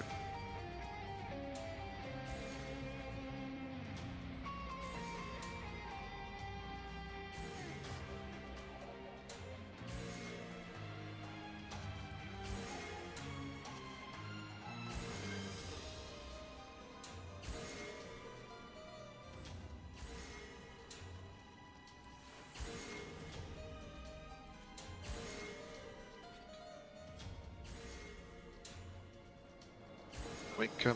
Well, remember to kill them from right to left, and remember to dispel all 3, please. Keep some mids up, don't let your people die.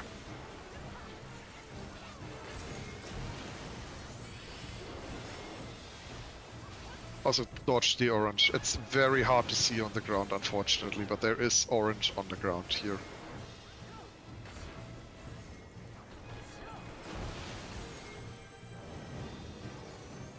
Let Ares scan for a trap. Let Ares scan for a trap here. I know you can probably blindside Marcellus, but like, just to be safe. There it is.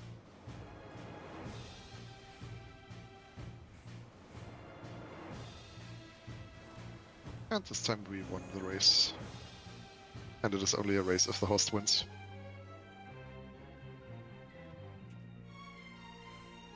Judging from where their bonus loot is, they probably had to kill the Crusader.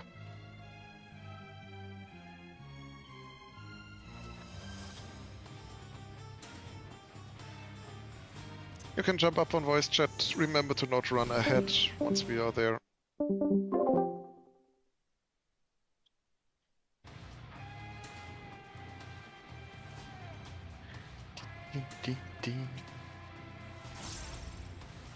There the drops are.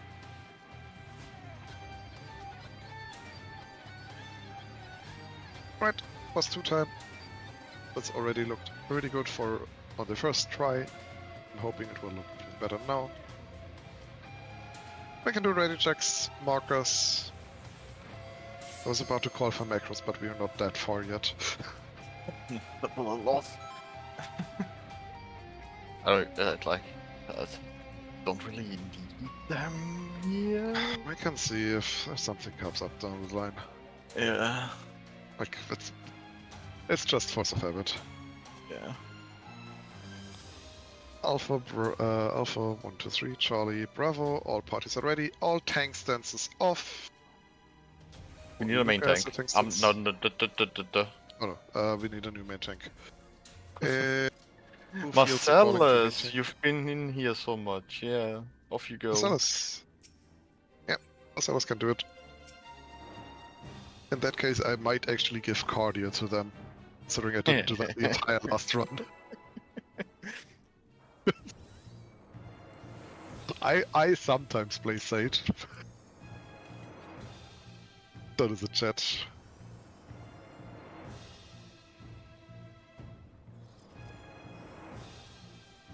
I'll try my best to give you callouts early so you know what to do. Free shield. Remember the raid whites here hurt. 1. Pull. First up, a raid white. Turn off your tank stances, please. All tank stances off. Mitigate the raid white. You asked for that for a reason. Cardinals will be safe. Stand up the Cardinal.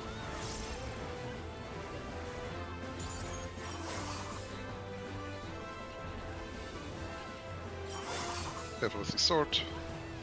Boss is gonna jump. It's gonna be a side cleave. Align yourself with a sword in the middle and the side.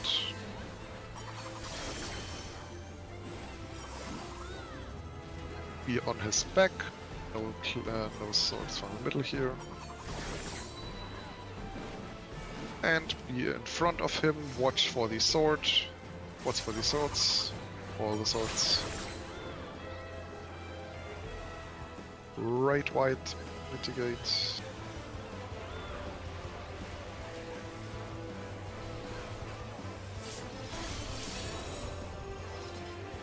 Next up, the single circle swords. As long as you can drag the boss to the south, just like halfway out of the circle. It's gonna be in first, be inside for the first hit. Align yourself with a sword in the middle,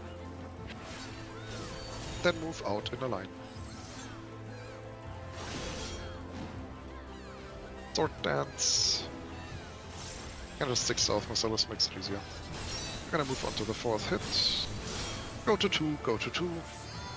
And then go into first explosion. So, Charlie, Charlie, Charlie. Another 8 white. Mitigate.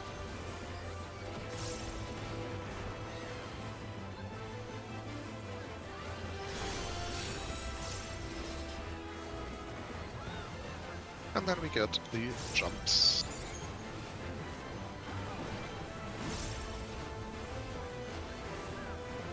Remember, only the first two really matter, the rest we can determine by logic.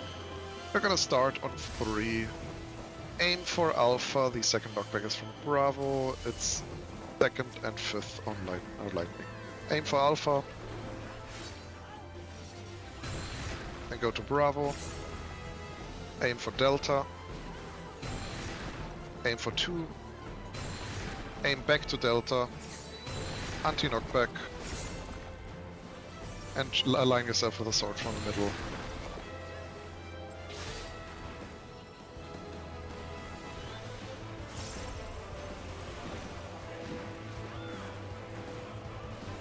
This is gonna be triple cycler swords. We're gonna be in the circle in the north near Alpha, and the safe spot will be the big triangle towards Delta.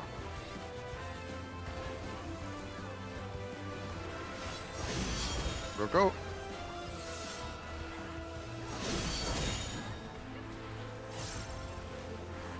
Sword Dance is a C multi-hit. Going to 2 again.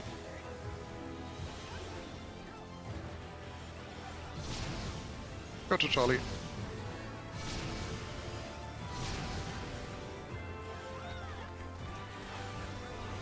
Mitigate, big red white.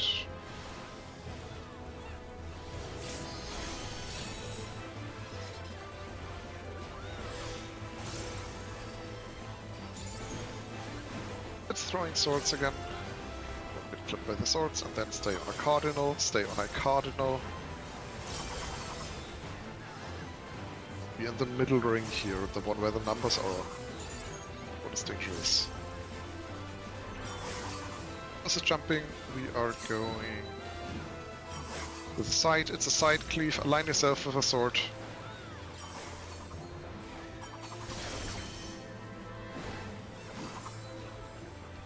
Back, back, back, go to this back.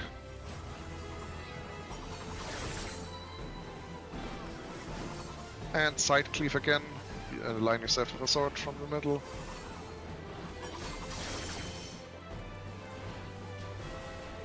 Big red white coming. Mitigate.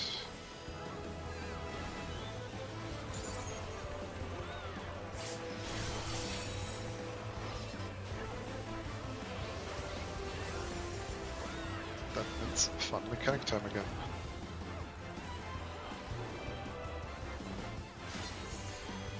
We start in the small circle, then move out of the circle, out of both circles. Start towards the 1 marker. We go out to 1. Into the medium circle. Wait. Into the big circle. Multi-hit red white, mitigate. Okay. If you died, you can release and re-level in the instance if you want to, if you're perma. I think Azella has her stream still running. Remember to buff at the crystal and be careful to not run far. Okay. Then, if anybody is streaming, you can post your link into the run thread. Kyler is streaming. Bundled with on damage. Yeah, time mages are fine. We Don't go up the stairs. The trap might overlap. Stay back. Stay back. That is not the most dangerous, but pretty close to it. I can pop it. Now we can move up. Yeah, please don't sacrifice yourself on boss 2. We can pull the mobs.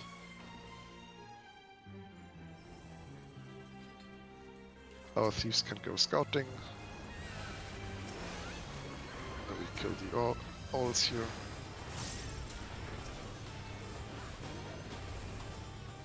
Pop the big trap. Stay back, stay back. Right. If our rangers could carefully snipe a small path, the party can stay back a bit further, please. Just as a safety, in case we get an accidental pull. Maybe to the left of the path. Would be everything.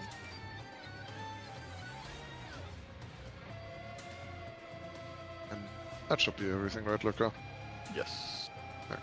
Right, you can come up to the front. Same procedure as last time. Fist ranged, remember to focus on the Lockward. You want to interrupt his cast. And remember to walk in a straight line towards the center of the circle in front of us. In a straight line. Right, we're gonna move in 3, 2, 1. Go. Don't get close, don't dash, just walk. Thieves keep scanning, do not pop any traps. And kill everything. Ranged kill the focus down the Lockward. It will cost an targeted AoE eventually. Right, stay center for now. We can pop the trap towards the stairs. Then carefully the rest. Everybody shimmy over of it. Then we can pop the rest of the traps. It was beautifully synchronized. One small trap and stay back, everyone. There's a big trap on the circle up ahead.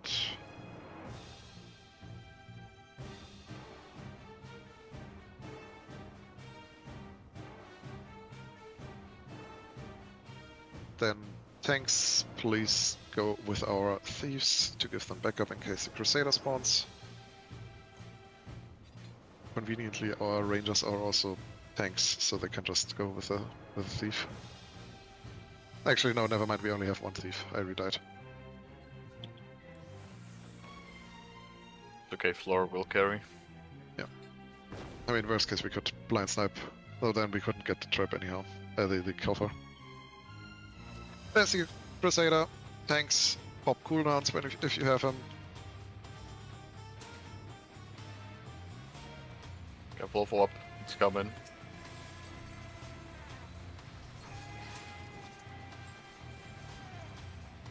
And then there is the coffer on the last corner, of course.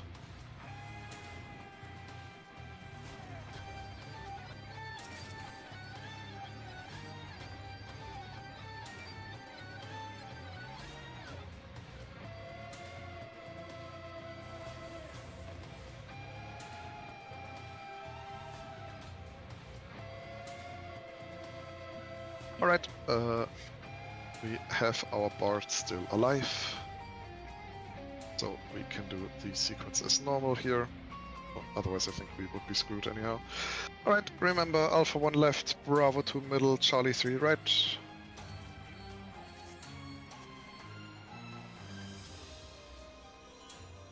That is fine, Han, as long as you have a second healer in your party.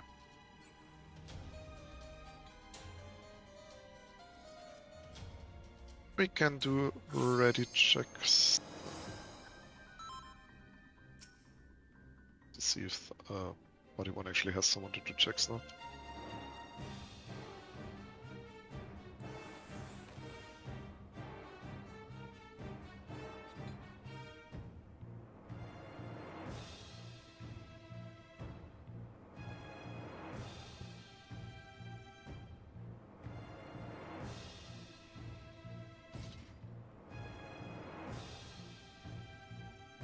Waiting on one quick BRB and one.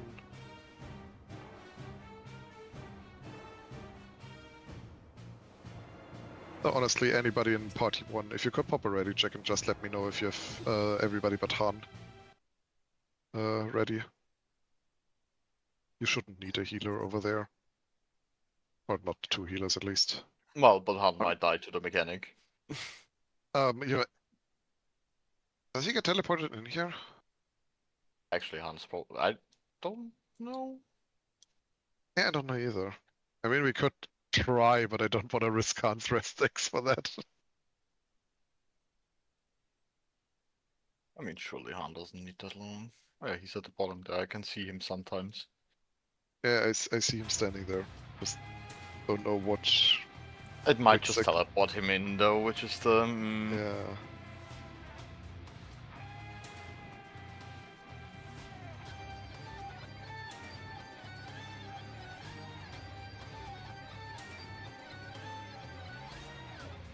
Ah.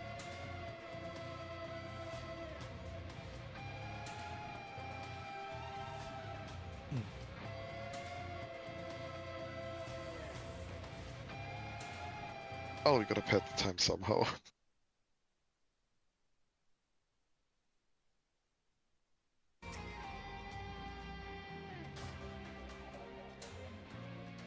No, No, how many? they 2 seconds? they had something to do real quick. Real life stuff.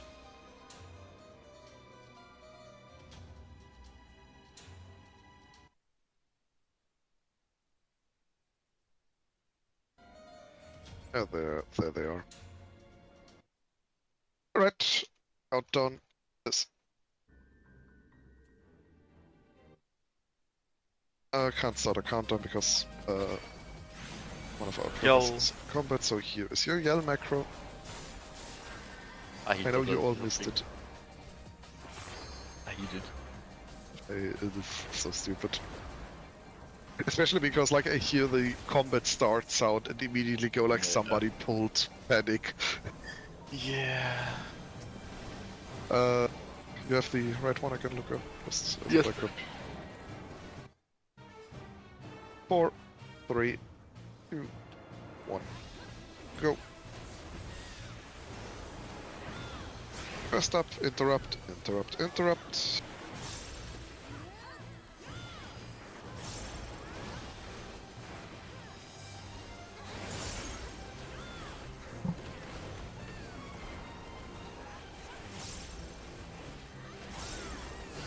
It's gonna be east-west for Alpha and north-south for Charlie. East-west Alpha, north-south Charlie. It's gonna wait. Melees can wait. Let's Melees go. Melees go.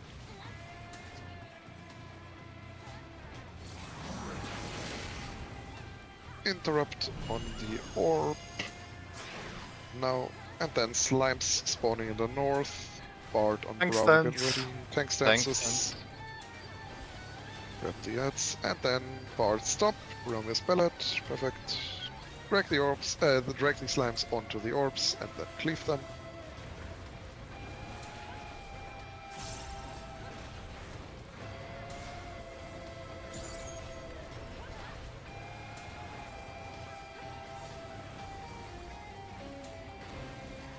Remember to stop once your orb reaches 5%. It's east-west for both, east-west for both. Charlie, stop. Interrupt, interrupt, interrupt. Charlie, stop. Alpha can also stop. Hold a second. Bravo's almost done. Go Melis, if you haven't yet. Let's go, sorry. And everybody go, everybody kill, everybody kill. Ignore the slimes, just tank them. Parts. And alright. If you pick up the slimes, you need to use cooldowns. They will just murder you. In fact, they hit pretty hard. Night And buffs, yeah, especially night buffs. yeah, especially night buffs. We have one party luck down to the that shield party. healer. Yeah, my party's down a region healer, and I'm also not optimistic about that. Did With my we? healing. You'll be fine. Just spam some GCDs if you have to. Do you want me to use Unicorn for every raid? But I mean, I'm using it for every raid any way I can. Well, yeah, of course. If you have a ranger, okay, that makes it a little better, yeah. Yeah, my party is fine. The, Somehow. the problem is me trying to survive, but I Um, should be confident. We had 2 shield healers in 3, right? I think I saw a party with double shield.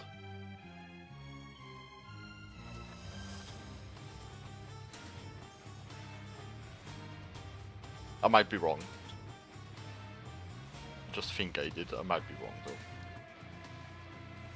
I'm not hearing anything. Doesn't seem like it. Well, We you could. can lift the raid res without a shield healer. You're just gonna have to spam heals. You can lift this without shields. Does the party have a ranger? Or which party is it without a shield healer? Let me ask that way. Is it one without a shield healer? Fine, Han, or you want a this one. ranger? I was about to say I would be happy to give you Marcellus as a ranger. And you have at least a bit more shielding.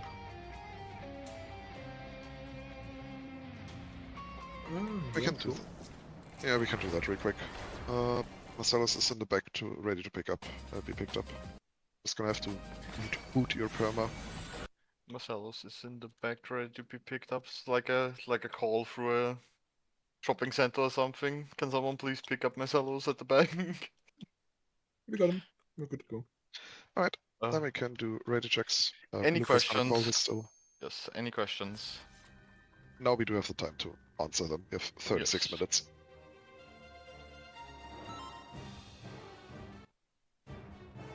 Yes, Marcellus.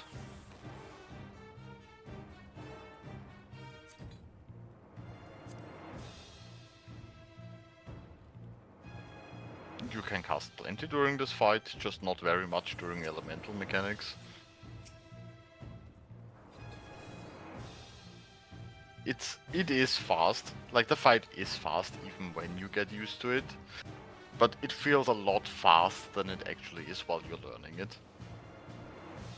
And yeah, refresh your food. Refresh food.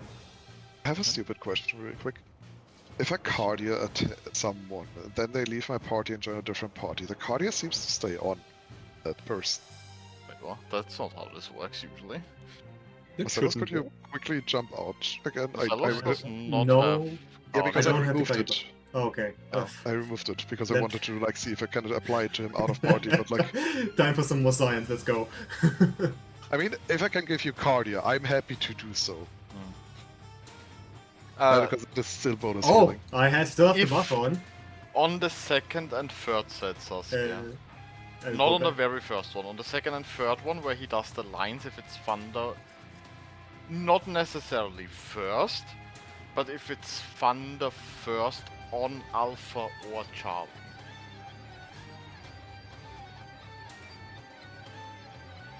Oh, I guess Marcellus just has cardio. It actually works. Like, I don't see the heals. I wonder if you could just If there wasn't a weight buff throw overflow, I would Marcellus around just four parties and just get everyone 6 cardios. Everyone cardios. Yeah. Don't On forget, the don't, second one, on the second one. don't forget how the cardio only works on damage buttons. Yes. Oh, it's It's- only damage buttons, okay. Yes. Well, technically half Uh, cast heals also triggers it. Is Bravo ready? Yes. Yes, my party is also ready, but we have countdown. The Dark Dashes are only second and third. Just Tank head and stance is panic button. off. Tank stance is off, only Marcellus has it, and sorry Luca, your calls. No, it's fine. It's fine. I will stay unmuted as a backup just in case. Please stop for now. We don't have markers in group 1. Oh yeah. Okay, Stop. go back. This is gonna be pulled with the Astro Star. Yeah, just stay out of the arena. It's fine. It will reset, in fact. It's time for BGM mode, look, guys. That is a late notice. I mean, yeah, we just noticed. I just noticed it now, and it's like, oh fuck, we need to go back. Yeah, it's time for BGM mode anyway.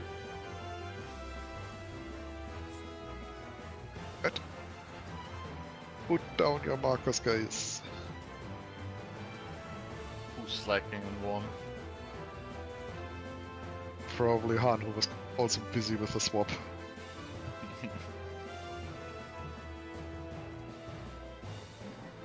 Yes, it was indeed me. That's fine. Now go let me know when you started like 20. Well, it's ready, alright. Count on then.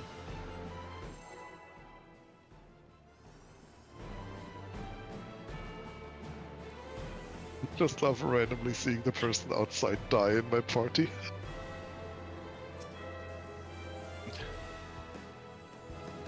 I looked to the fucking back of the arena because I was like, what?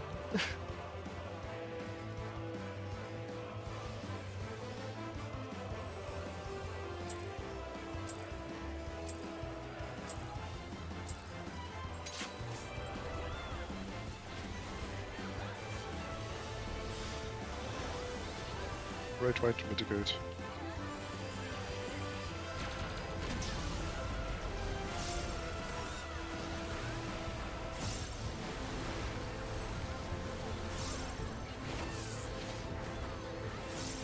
Remember, I'll call them in order first. Don't move until the mechanic actually starts.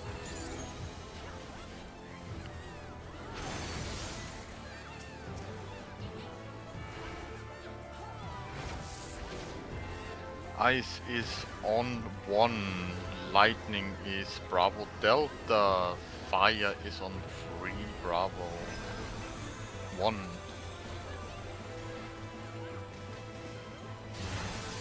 Bravo Delta for lightning, fire is also Bravo. Bravo Delta. Fire is Bravo and 3. Out the arena, all the way out.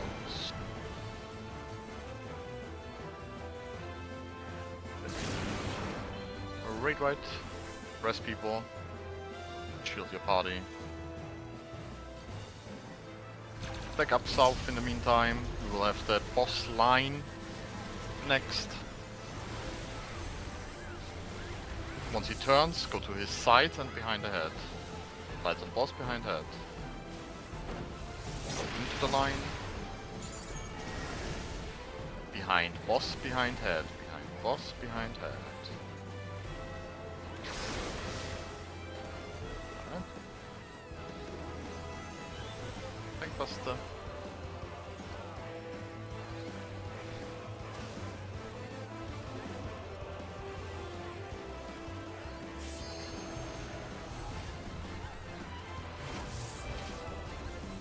Second head mechanic.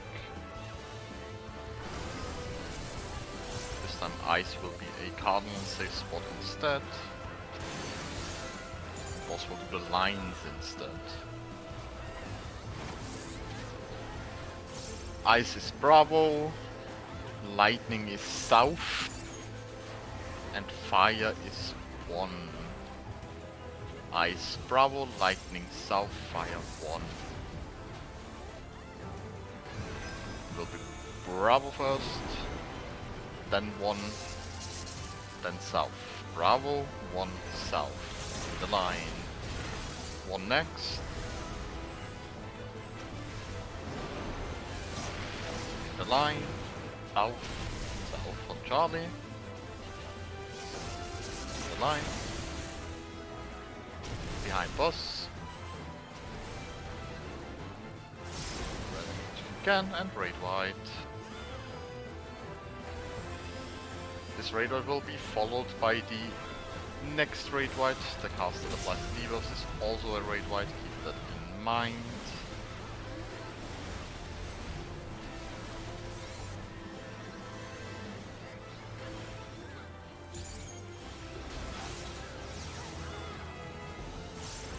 Right, check your debuff.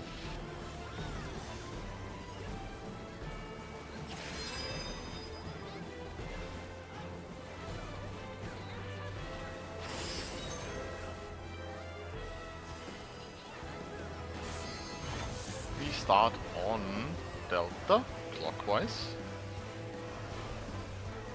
and then 3 counter. Delta first, Delta then Alpha. Alpha, then it will be Bravo with Mechanic, and out. After this will be Charlie.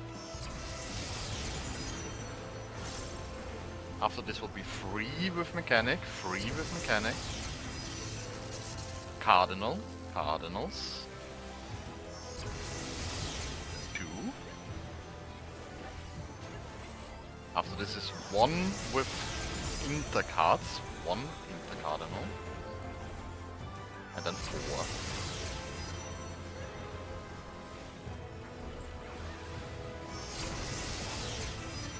Great Whites. Dressing if you can. The people that aren't permanent yet, if you can find some, pick them up. Stack on Charlie. We'll have the boss cleave and the heads again. Wait for him to turn. Side of boss behind heads. In the line. Boss will turn again. Behind boss, behind head. Now. Behind boss, behind head. Press people when you can. Tankbuster.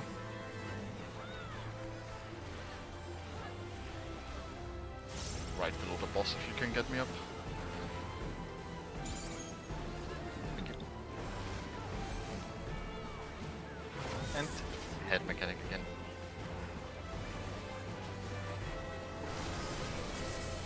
Same as the second one, ice is a cardinal safe spot.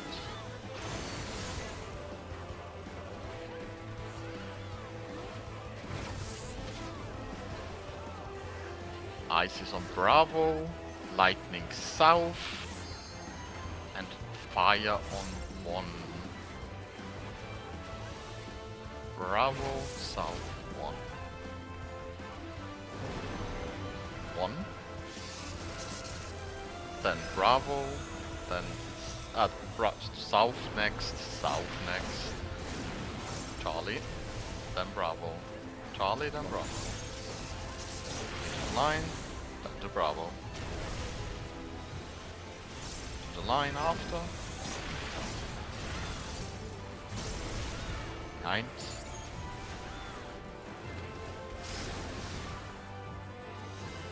One more red white. And then enrich.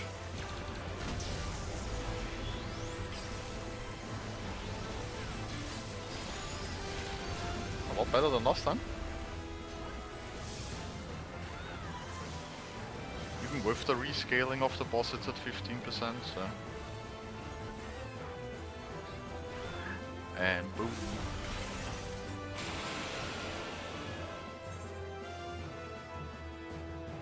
Not too bad. Don't lift the instance, make sure we re-level. This time we actually have time in this instance, so we can just use it. No CE up, so can go middle spawn 1. If you still have a Berserk, you can also stay.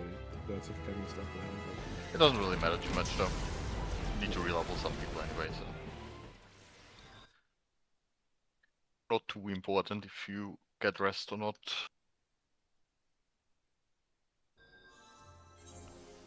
As I said, though, this will be the last entry. Another one would, technically speaking, be in the time limit, but I think we've reached our goal plenty times and don't need to push people till like, what, 3 AM? At least my time. Not everybody has your sleep schedule, Luca. I don't have a schedule. Yeah, that's part of the issue, I think. You can't even say I have a fucked schedule because I just don't have one. You can also kill the demon hounds like towards northwest. They northeast. They also spawn, I see. No, not really. I don't really sleep that much now. I do. I in fact not the genuinely last sleep week. a lot. Not the last week at least. The 3 AM random strategy updates. Hey, I didn't this time.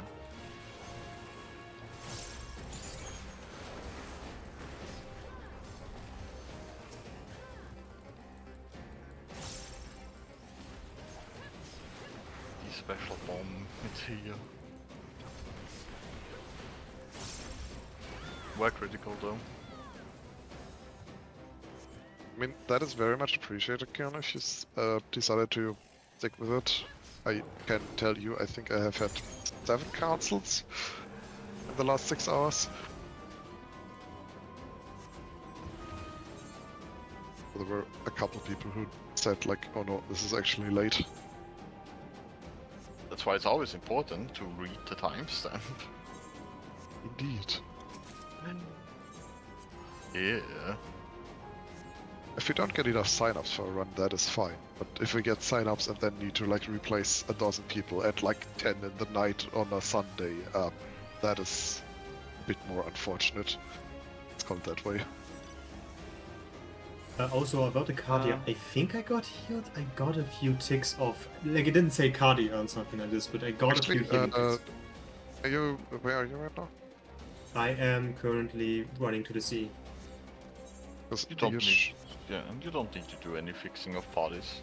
mainly if we you just get a want to, healing we rep. just we just want to check it out or start something. I am waiting next to an ad, the sand serpent. Down at the okay. What are you trying to Okay. figure out? If he actually gets healing from cardio across parties, or if it's just like a visual I see.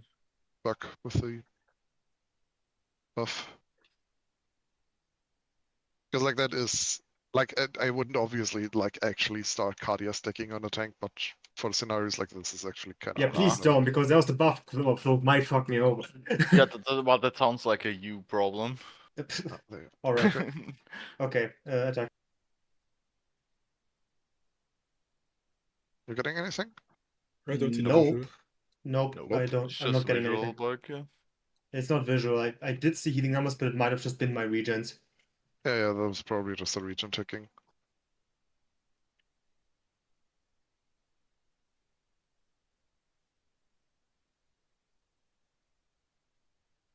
Do I file a bug report for this as well?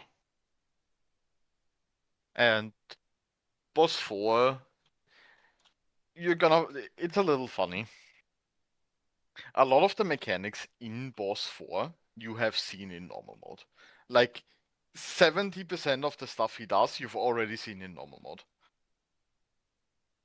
But obviously it's quicker and he combines it with some new stuff. But if you've done normal mode boss 4, you have technically already seen 70% of the extremes boss mechanics.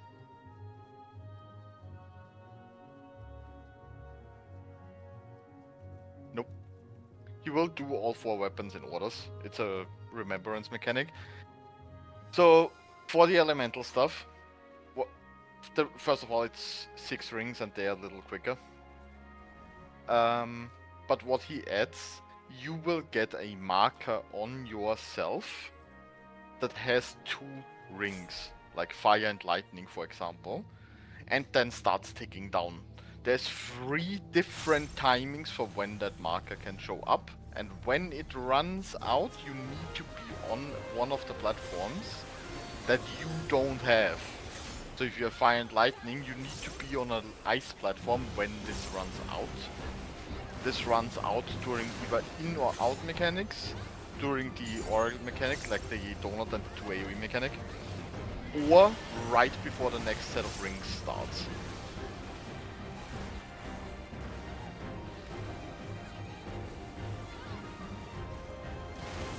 That's what he adds to the elemental mechanics. One of the bigger mechanics.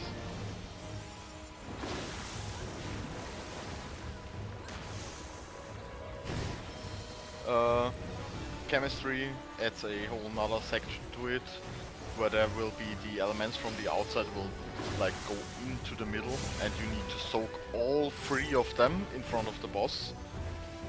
If you miss a single one, your debuff won't be cleansed and you will just die to the chemistry rate white. And even if done correctly, the chemistry rate white still hits for 800,000. So it's pretty much a mid check. And I'm massive fond of that. On that note, thing for a science run. Can a tank lift 2 of the same element and still get his debuff cleansed? Like, is the debuff cleansing just based on you need to get hit by any element? You might be able to invuln it, but I highly doubt it.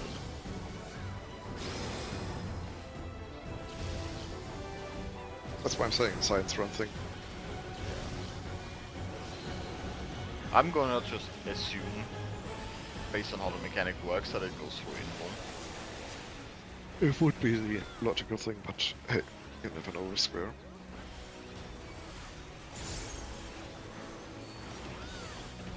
Blue mages are like 6 blue mages is we have been talking about if it's worth having a blue mage instead of a knight. The question is basically, do you want a targeted 20% mid on a 120 second cooldown or a permanent 10% damage reduction for your party? The next problem that Blue Mage has, and that is in fact a problem, is you need, for it to be actually worth, you need to go and like that person playing needs to have done all the spell stuff. You need to have it leveled and done all the spell stuff, otherwise it isn't really worth. Like, you can technically argue that it's a damage gain to have a blue instead of a knight. But, yeah, just for boss 4 it's kinda But yeah, that is it for the run today. You can feel free to stay in the instance. It is a closed off